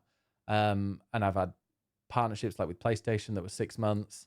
I've had many one-offs. I've had ones where it's like 3 or 4 streams, and never had anything where it was positive. I've had it where it's like, if it's negative, maybe be constructive about it. And the only thing I've seen, which I was like, oh, okay, I'll make sure not to do that. And a couple of times I messed up because it's just natural, was don't compare it to similar games on the market. So there was a game. I don't want to say the name just in case there was an NDA when I was doing it, but there was a game that was similar to Animal Crossing that I did a sponsored stream for, and it was like, please don't compare it to Stardew Valley and Animal Crossing. And it was a game I actually loved. You probably know which one. Maybe. Yeah. I can't remember all of your streams. It begins with the word story. Okay. Yeah. But the one when it was a really popular stream. So that one, which is very, very obvious now, I really, really enjoyed the game. And a couple of times I mentioned it accidentally that, comparing it to Stardew and Animal Crossing, but in a very favorable way because I loved it. And that was just me saying it. But even if I've done sponsored streams of games that I've played and I've realized I didn't really like it, but just did the bare minimum, and you can always tell. But yeah, it's like, I've never had it where people say you must speak these really positive things about it. And you've never been asked to do anything critical for money, i.e. write a review video or anything like that? Never, never, never. That's something that I don't think anybody would do. No. And I've never seen that. Maybe there are. I'm sure people will be like, well, actually, here's a link to some random YouTuber who was paid to do this review, or who's got this sponsored review. But a sponsored review, I mean, not only is it terrible and like ruins the legitimacy of the creator, but it also does for the game as well, because it's like you're paying people to do reviews on YouTube. Because as much as people, and I've seen people certain people that work for games media websites who are old school, which I'm sure I'll go on to a little rant about later. They're claiming that they don't announce when they're doing sponsored streams. They don't say it. It's like they do. You genuinely have to. If you don't, you can lose your YouTube channel. If you're doing sponsored streams, I mean, if you're in the UK, especially, it's against the law. Like you have to have ad. You have to have ad like. Now, I think you have to have it before. If you're doing a sponsored tweet or you're doing a sponsored stream and you're tweeting about it, you have to put ad at the beginning, because now you can have tweets that are so long that, you have to click the show more. So now you need ad in a prominent position. So you put it at the beginning of I've done, when I did tweets, when I did part of my PlayStation sponsorship, I had to put ad out. They would come back to me like, no, you need ad at the very, very begining. I was going to say that's also on the publisher to then check your work and say, well, actually, you haven't done that right. Can you put in the ad and everything else? Yeah, no, that I've like 100% that. So they've come to me and said, like, I think it was WD Black. So that was the internal storage for PlayStation, and it was really good sponsorship, and it was something that I really wanted as well. And that's another thing. I would never say yes to a sponsored stream of a game that I didn't really want to play. Never done that. I've said yes once to Raid Shadow Legends. They were offering me £800 base, and then if 5 people downloaded it, it was like an extra 100, and then if 10 did it, it was going to make me a lot of money. And now I'm looking back, I'm like, maybe I should have done. But at the time, I was fine for money, and I was like, I don't know, it just kind of would ruin a bit of my kind of integrity. That's an illegitimate. Yeah, my integrity, because people are like, oh, you only play that game to make money, because who plays that game? Who plays that game for fun? And that's when it feels inauthentic, because it's forced, because it's, well, I'm doing this for the money. People see through that, and therefore the marketing doesn't work. But interestingly enough, that Stream Elements, it wasn't Stream Elements. I think they do it now. Oh no, it was through Stream Elements, but it was before Stream Elements had their sponsorship thing that they've got going on now, that anybody can kind of sign up for. And they reached out to me privately, like in a DM, asking me for it. And they were like, and I said, it's not really my thing for the stream. And they said, oh, don't worry, you can say bad things about it. If you think it's terrible, you can say it's terrible. Wow. And genuinely they said that. And, I'm like, yeah, I probably would have done. But I was like, I'd just become a partner. I had quite high views. And I'm like, if they see me just start playing that, I at the time thought, oh, no, because then I might lose my integrity a bit. But now I'm like, if somebody came to me and said, hey, we play Raid Shadow Legends for 2 hours for £800, yes, please. Yeah. And I said, whenever I see people play it, I'm like, you get that. Get that money. Get that bag. Yeah. Because I think that it's a misunderstanding of what that content is, which is why it feels icky. Because there's the assumption that you are paying for a review and that video is going to be a review. And no one should ever be paid for a review. No. If it's a review, it's critical thinking, it's your words, that has to be impartial. So you cannot be paid for that. No. And that's why journalists, to be very clear, are not paid for reviews. Now No. we are, in the sense of I'm employed and I have a salary, but I'm not paid by a publisher for a review or anything like that. That absolutely never happens. No. And just before we continue with that, I forgot to finish that WD Black story. So when I mentioned WD Black, because they wanted like 2 shout outs per stream, and it was like 3 streams, and I created highlights on Twitch to like show where I'd done that. And on one of the like 8 clips that I'd made, I hadn't included the hashtag ad on it, because it was a highlight. It's not the main stream. Like the main stream title obviously had it and everything, but because they got that immediately, like, hey, you really need to put the ad on there because, etc. Cool, can you do that? That was like the first thing that they mentioned back within minutes. Yeah. And like, so yeah, publishers are very, very much on it as well. Like PR companies and publishers, they know they have to be, they will check to make sure your streams say that, because they know they don't want the person to be in trouble, because they'll get into trouble as well, as much as the creator will if they get spotted that they're doing sponsored stuff and not mentioning it. Yeah. But sorry, yeah, games reviewers are never paid. We are absolutely not paid. That would be icky, and that is absolutely where the line is. So I think it's understanding the difference here between what is content marketing and what is journalism. And journalism is critical, and that is very important. I think it's really important that we have journalists. Obviously, I'm going to say that because that's me, but I think it's good that we do have reviews. There are critical thinkers. There are people who hold the industry to account and hold game makers to account. But that's not necessarily what influencers do or content creators. Now, they might do. Some do really good ones. You might take a code, do a stream of it, and then maybe keep the code and then go and do something else afterwards. But you've already done what you've been paid to do, which was marketing. So that is its own thing. And I think this is when the sort of contrasting opinions started appearing, which tended to be from predominantly journalists. Well, it was really weird because every time somebody posted something, and I think that's a bit of a shit take, and it was like shitting on influencers. I'd literally every single one, and I've never, and out of the 15 people that I've seen, let's say, that had these weird views, every single one I clicked on, and they were either an editor for a video game website or an editor of some sort, or a journalist for some. Obviously one that, and I don't know, it just comes across that, yes, it is a bit shit now that their spaces that they were getting exclusive access to, now creators are being invited to as well. And I think that's rubbing them up the wrong way, which I kind of understand, but also that's the way things are going now. Yeah.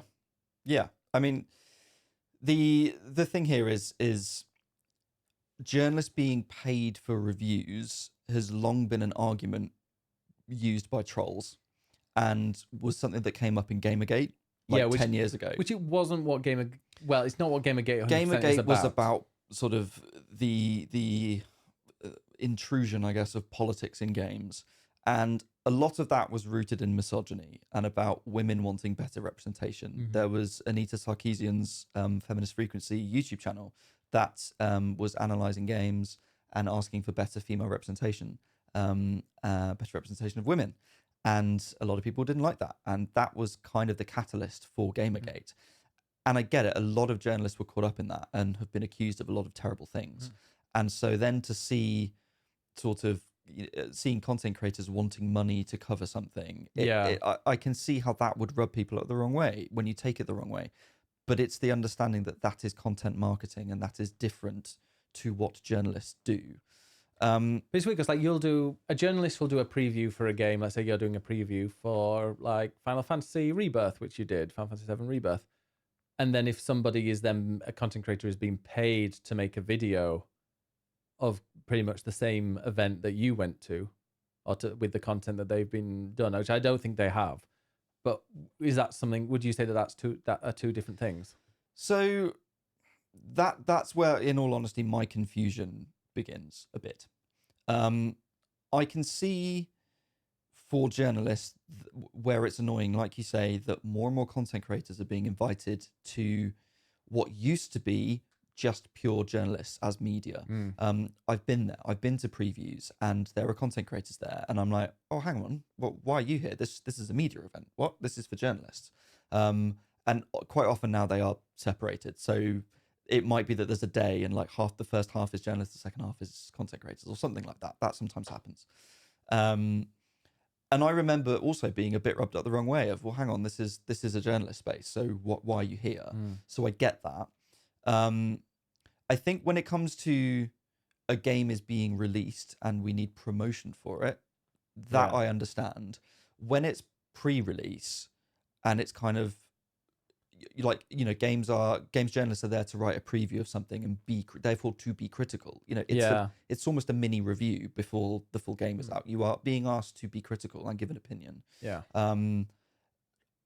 If influencers are coming in and doing the same thing but then wanting to be paid for that for me then becomes a very blurry line, because that's criticism and you should not be paid for that. But actually, I don't know if I actually have seen that happen. I don't know either. No. I don't know if people have. The majority... But I'm just saying that for me is where it is blurry. The majority of paid content, and whenever I've done sponsored streams of a game, it has been pretty much exclusively at launch. Yeah. It's just been there to, drum up the numbers, show that this game is now out. It's often on like release day or the day or two before. If I'm allowed to do a stream a few days before, then I have loads of people. I was doing Jurassic World Evolution 2, like a few days before. I can't remember what it was, and like the amount of people that would come in and be like, "Oh my god, how are you playing this now? This looks cool. How is it different from the previous one?" And people would be getting excited watching me play it, and then they'd obviously go out and buy it when it comes out. So that's the kind of promotional stuff. Yeah, and that makes sense to me. That's content marketing. That's fine. So yeah, I can understand the sort of vitriol, from the media, or some people in the media. I think, unfortunately, this is just the way that things are going. This has been happening very slowly for a long time, very gradually, and we're at a point now where this is normalized. And I think that publishers need to understand that and get on it, and the media also need to understand it and sort of get used to it. And I think there needs to be a clear understanding of where the line is of what is criticism and what is marketing. But this is where the industry has been going for a long time, and I think people need to understand that. I think any anger at content creators is maybe a bit misplaced, and actually should be, but I think the problem is that the role of games media is diminishing, and that's, I think, is really sad. But we are seeing, it's a fact that we've seen so many, how many magazines do you have now? Back in the day, you'd have magazines, and that is where people found their news. I used to buy various magazines of like this. I would literally go to W.H. Smith. Yep. I don't know if they do still exist. Yes. And I would get kind of 3 games magazines, all the same, and it'd be Edge. I'd get Games TM, and I'd probably I usually get official UK PlayStation magazine delivered. But I would get all of those because they'd have different screenshots. Yeah. And I would be genuinely looking at the same game in both of them, reading about both of them, the same game in them, but because they had different screenshots in them, that's why I would buy multiple ones. But I think you're right. People are changing how they're getting their information about games. They're not necessarily wanting to read a whole article on a website. They're not necessarily buying magazines and reading these. There are still people that do. If they did. Yeah, no, but they're not. They're preferring to watch YouTube videos. So the kind of the games journalists, the old school ones that change, it's like, unfortunately you have to adapt. I mean, you have to adapt. That's why, like, IGN, for example, every review they do, they have a video review as well. And out of, when it comes to IGN, I'm not gonna ask you this question or mention you as well. I don't read IGN reviews, but I watch a lot of them on YouTube. And that's where I'm getting my stuff from. So I think if gaming publications want to get people to watch their reviews or to read their reviews or to read some of their coverage, unfortunately, like, YouTube is where people are going these days. So that's where you have to make the content. And that's sad, because I'm not a video maker. I'm a writer. And I think there's power with them. There's power in words, and people should understand that, and people should read reviews. But the words can be spoken. I know you don't agree with it, but that's unfortunately the way things are going. I know, and The problem here, therefore, is the internet and the effect the internet's had. As I was saying, people would go and buy magazines, and you'd buy your demo discs and all of those sorts of things. And so many of those magazines are gone now; they don't exist. We all moved to the internet, and we started looking at websites. But the problem is that no one's really found a good way of monetizing a website, and so no one is paying for video game journalism, and so no one's paying for journalism in general. Even like your big general news sites, very few people really pay for that. I don't think, unless maybe you've got like a Time subscription, the odd person, but most people don't want to pay for journalism because they can just go to a website and see it for free. Yeah. And so it's really hard to monetize that. And so even journalism websites are dying, let alone magazines. That's why. And so it's a lot of people don't want to go there, and so therefore a lot of the audience has moved, unfortunately, not unfortunately, but has moved factually to content creators. And they're going to YouTube. Like IGN, I go to, and I don't know if they have ads or not, but the ads on YouTube do bring in money. But it's weird. Like, yeah, they don't want to pay for. They don't want to literally pay with their bank account to get subscriptions to these websites or to make it ad free. But when it comes to YouTube, they'll happily sit through an advert or the first 5 seconds of one to skip it, or if it's something, if they're really interested in it, they will sit through those ads, and those ads are the ones that are maybe they're not paying them with their own money, but they're paying them with their time and watching that, and that is making the content creator money. Like people make a lot of money from ads on YouTube. I'm small on YouTube. Like we've got a few videos that have kind of gone off with the Ben Starr interview, the Devero Wild and Jennifer English from Baldur's Gate 3 interviews. They've gone a bit high. My smaller videos I don't monetize whatsoever. Like, for example, the Spider-Man playthrough. I don't know if there are any ads on there. Maybe if there's music, they might have added an ad on, but I turned off monetization on them because there's nothing that comes through. But I just had a quick look today and I was like, oh, in the last month and a half, I've made £60. I'm like, that's not insignificant from a couple of old videos that have still getting, a few dozen views each day. That's where you make the money. Yeah. And like, I just think video game websites need to move to video. I mean, I disagree with that, but okay. Well, maybe not move to it, but can they use that to subsidize it? Because unfortunately, written game reviews or written critical thinking is becoming more and more niche for old people. I mean, I think that's true, and I think that's a shame. Obviously, I'm going to say that because that's my job. I grew up on it. I think I grew up reading it. That is a real shame, and that should never be paid for. But people that do that still deserve to make money somehow, and unfortunately, there's just not a lot of money in that. And fewer people are going to those places to read those things. But if they can go to someone that they essentially see as a friendly face and say, "Oh, they're playing a game that I think I might like," and I can totally see the appeal in that. And I can therefore see the appeal in wanting to monetize that and pay someone to access their audience, as long as that person is being paid for that. So I can see why content marketing has blown up. Yeah. But I feel like it has been to the detriment of journalism. I think that's where anger and annoyance sort of should be placed, is just that situation. And I don't know what the answer is to that or how to change it. But I think the answer is not to be angry at content creators for making money for doing something that they're good at. I think it's a shame that seemingly journalists and content creators are struggling to coexist. And it's interesting seeing some younger content creators, some younger journalists, and also people in PR have been like, no, content creators, they're doing their, and I've seen a few. I actually have. It's not been all. It's tend to be like the older male content creator, male journalists and editors and stuff that I've noticed that have these views, which is kind of expected. If you say so.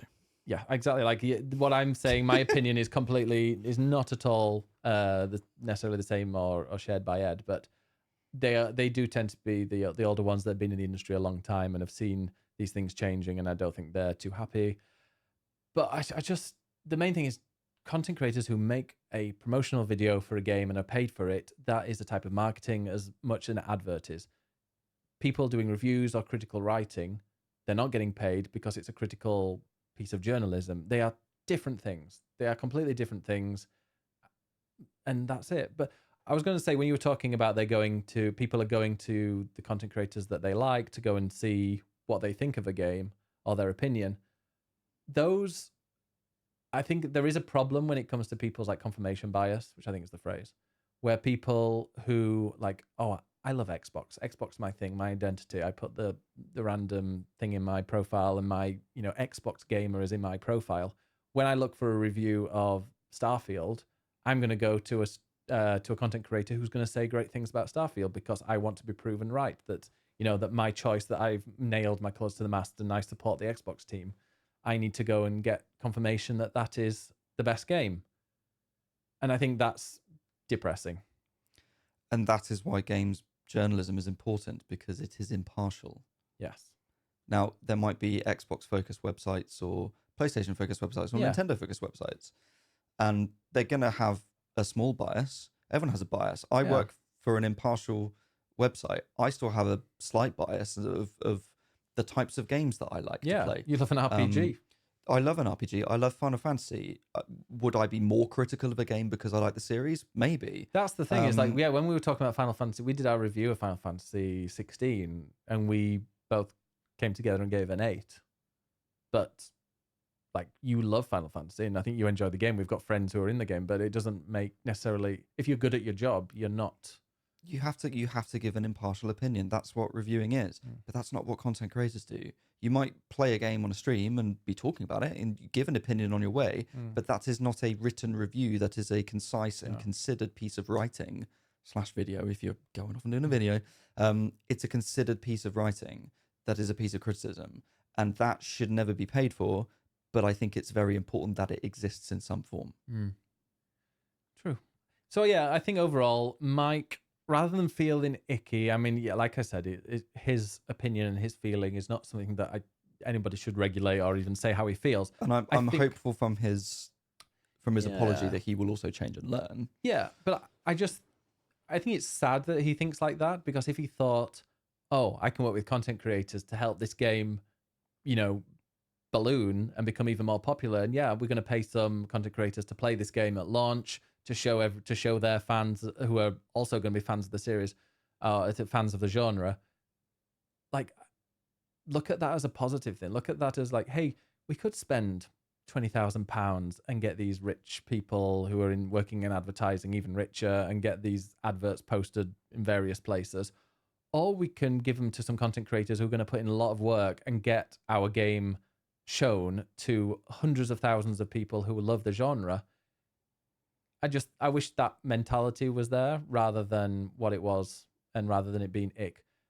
But I think that feeling of feeling a bit icky about paying someone to play games, I think that is definitely a view that so many people, who maybe they don't have that view now, but I bet they definitely did in the past. Probably.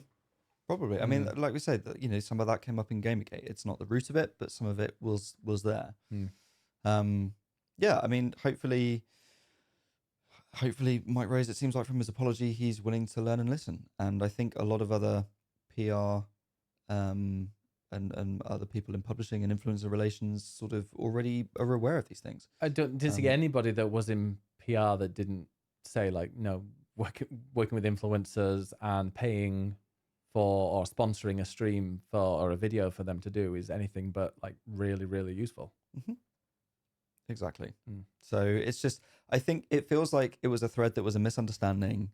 It blew up, and it has exposed some opinions and a rift, I think, between two groups of people that hopefully can mutually exist in the future. Yeah. And I think at the bottom line of it, the thing is, you should never, this is for publishers, for content creators, you should never pay or be paid for a review. And when you're doing a sponsored stream, label it clearly so people know that it's a sponsored stream. And I mean, I keep doing this like final thing and then going and remembering something.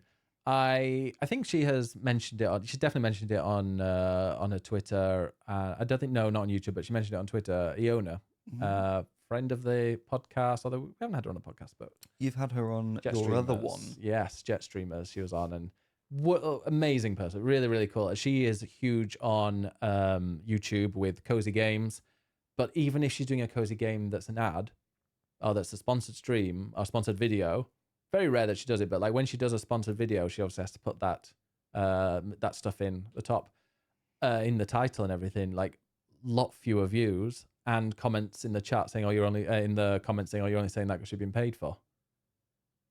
And it's like, and people don't like sponsored content because they are automatically thinking that this person's saying nice things because they're getting paid. So because it's inauthentic. Yeah. But the best way is when it is made to seem authentic, and I mean, I think some people will see all marketing is being manipulative. Ultimately, you're a person. You've got a product. You want to sell it. How do you sell it? Well, you manipulate people into thinking that they want it. That is marketing. That's the bottom line. So if you can use a third party to manipulate someone else, do it, but pay them for it. So there you go.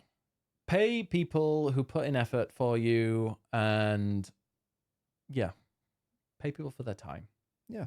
And also, if you don't really want to, but you want to just give out free code, just don't expect people to create content for it. They might do if the game is brilliant and it'll suit their audience, but not necessarily. Maybe that's a better way of doing it. Give out a code and then say, make a video or don't. And then presumably if they do make a video, it's because they like it. And therefore it feels more authentic. Yeah. I feel like everybody's doing that now. Like generally I get codes all the time. And it's like before I might have been like, oh, I got a code for a game. I'm going to go and make a video about it.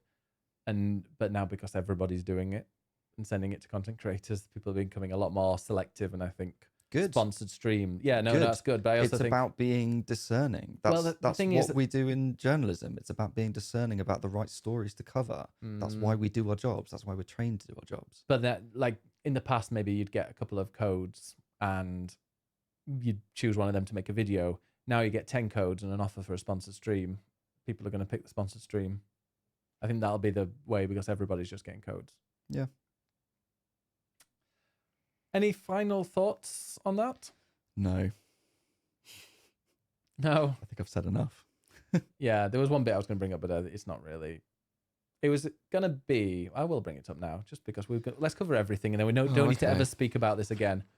So, the people talk about, and feel free to not answer this. So they talk about creators being paid for this, that, and the other for making these videos.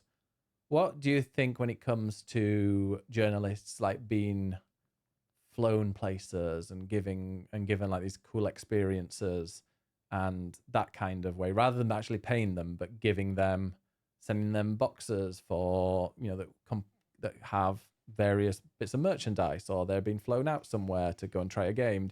Do you think that is a problem? It can look like bribery. Journalists, if they're professional, firstly, if they're working somewhere, they will have done bribery training, and been told not to take bribes. You have to register. But also, if you have any form of integrity as a journalist, that makes absolutely no difference. Yeah. Like, I've been sent things. It makes no difference whether I cover something or not. If I don't like it, I'll say I don't like it. Because that is my job. That is my role. So having any kind of extra like that, it makes no difference to me. Have you ever been sent somewhere and like played a game that was terrible and then reported it was terrible? Have you been lucky? Yes. Are you going to say what game it was? No. No, okay. Okay. I mean, look, it feels a bit flashy at times, and I get that. I went to FanFest. I was flown to Vegas and taken there, and that was an incredible experience for me, and I would never have done that off my own back. Now, there was a news reason for me to go, because they're announcing stuff for the next, for Dawn Trail, for the next expansion. So it's newsworthy for me to be there, to get it firsthand, and to be at the press conference, to be able to ask questions. So that's important. Did it sway me to be positive because I was in Vegas? No. It was nice to be there. I had a lovely time. Yeah. It didn't affect my writing in any way. And you hated Vegas as well, didn't you? Exactly. I hated Vegas. The convention was fun, mostly. Except queuing for food. But it didn't, I have my integrity as a journalist, so that's not going to sway me in any way. Once you lose that, you've lost it. And a lot of people don't understand that. And I think I'm very careful about that. If I get sent like a package of something in the post, which doesn't happen very often in all honesty, but occasionally it does, that's not something I'm going to shout about on social media. I steal them. Yeah, you steal it. Yeah. It's great. So I think that was a good chat, and it's good to get it all out there because we wanted to do it when it was like happening, but unfortunately we were sunbathing and swimming in the sea. And then I got angry thinking about it when I should have been on holiday. So yeah, no, I was actually I didn't mention it. I mentioned it, but I posted saying that content creators should be paid and their content is you should be paid because it's a type of marketing. It's not the same as a review. Pretty much what I've just said here. I made a short thread, like 3 or 4 tweets, and got unfollowed by a fair few people. A couple of people one person who I know who's an editor of a big magazine in the UK, gaming magazine, who I've met and chatted with, and like really, I've only spoken with them. I've spoken with him on Twitter a few times, and obviously met him in person. Thought he was a really great guy. He unfollowed me when I posted that, which I know it's like, oh God, the third world, real first world problem. This saying, somebody's unfollowed you, but it's like, oh, sad. I thought we got on. I thought we were friends, but because I dared to stick up for content creators, that person seems that they're upset by it and unfollowed. And there was somebody else that wrote for Kotaku and Waypoint, checked out, and they were being quote tweeted by somebody with a comment, and I was like, oh, why can't I see that comment? I've been blocked by them. So it's sad, it's pathetic, but I'm never going to not stand up for content creators when they are in the right. I don't think we should be shitting on them just because they're the modern thing. And this old cane waving thing. Sadly, unfortunately, like you see, there's lots of game layoffs right now, but just, fingers touch wood, there's not going to be any for games media, but there doesn't seem to be that much money in it unless they're, doing the videos and on TikTok. They're on TikTok and YouTube with their reviews and their quick looks and various things like that. I think that is the way to monetize websites these days. If you say so, Ben. Yeah. Why don't you start a website and see how it goes? I've got one. I've got a twitch.tv/biggestbennis and youtube.com/biggestbennis. It's not written content, is it? I don't need to. No, that's old. That's old stuff. Old school. How dare. Yeah, I need to get you practiced in, what's his name? The guy from, Francis Urquhart from the original House of Cards. You might say that I couldn't possibly comment. And on that note, I couldn't comment. So let's finish there. Shall we? Thank you for being willing to chat about this, because it's obviously affects both of us. You're a video games journalist, and I'm a content creator, and you're also a content creator as well. So you're like, to an extent. Yeah, don't fall out with too many of your peers by calling yourself one. Ed, where can we find you for your content creation? You can find me at twitch.tv/ed_nights, or you can follow me on Twitter at ed_nights as well. Excellent. And I am youtube.com/biggestbenners, twitch.tv/biggestbenners. If you go to biggestbenners.com, you can probably find all the links on there as well. But I'm biggestbenners1 on Twitter. But yeah, and I'm also doing a playthrough of Spider-Man 2, Marvel Spider-Man 2, currently 3 episodes in, like 4 hours in. And yeah, it's a real good game to do a Let's Play of, because it's just action after action after action. I'm going to do some like side stuff off stream, I think, so that I can kind of, do the photo bits and all the extras. And I don't think that's quite as exciting. So I'm going to try and stick to the main story. There's my lunch. And yeah, so check that out. And please, if you do leave a comment on any video, whether it's a Let's Play, whether it's this podcast, whether it's whatever, then I will make sure I always reply. And Ed might even reply every now and again. Will I? Yeah, you will. I'm going to force you to. I'm going to pay you. I'm going to pay you to say nice things in the comments. Don't you dare. Don't you dare. But also on Sunday as well, I am back streaming Baldur's Gate 3 every Sunday we'll be doing the Be a Dick playthrough, where I've got to answer every single dialogue choice with the most dickish answer, otherwise known as the Astarian approves playthrough, because literally every time I'm a dick, he's like, nice one. So I'm going to be doing that, but I also locally record it and then I upload it on well, it goes live, I believe, on the Monday, that full playthrough, and I without the breaks and all that stuff. So yeah, you get pretty much all the content on YouTube as well. Diversifying content. And we've also got an inbox as well, haven't we? We do. Inbox is up every... I don't remember. I don't remember. It's your plan. I think it's Wednesday. No, Tuesday. Tuesday. If you say so. It is. It's every Tuesday. Because Monday's Baldur's Gate 3. Tuesday is inbox. Wednesday is the Let's Play. Thursday is nothing. Friday is podcast. Saturday is this other Let's Play. And then Sunday is my other stream. There you go. Write that down, everyone. You'll get the hang of it. Or you just subscribe and you get alerts. All right. Nice. And also go to swappingjoysticks.com if you want to get the if you want to follow us on Spotify, on Apple Podcasts. Also, if anybody got their Spotify Wrapped and we're on their Spotify Wrapped as a podcast, let us know. Post it. If 5 people post it, we should do like a competition. If 5 people post it, that their Spotify Wrapped has Swapping Joysticks on there. If 5 people do that, which I doubt it, but if 5 people do it, we will do a giveaway for a Swapping Joysticks t-shirt, because no one's ever bought one, nor have we given one away. They don't necessarily exist. Oh, I was going to say, I've made Are you designing them? No, they're on there. They're on the biggestbonus.com/merch, I think it is. Oh. So if you want to go to biggestbonus.com/merch, you could buy one yourself, or just post that you are subscribed or something, and we'll do a giveaway at some point. Nice. Yeah, get some freebies. Right. Well, thanks all for listening. Thank you very much. We'll This has been a long podcast. time. It's been 2 hours. Has it? Oh, Lord. Oh, Lord. And we're going to record Inbox now as well. We are. All right. Thanks very much for watching. Until next time. See you then. Bye. Bye.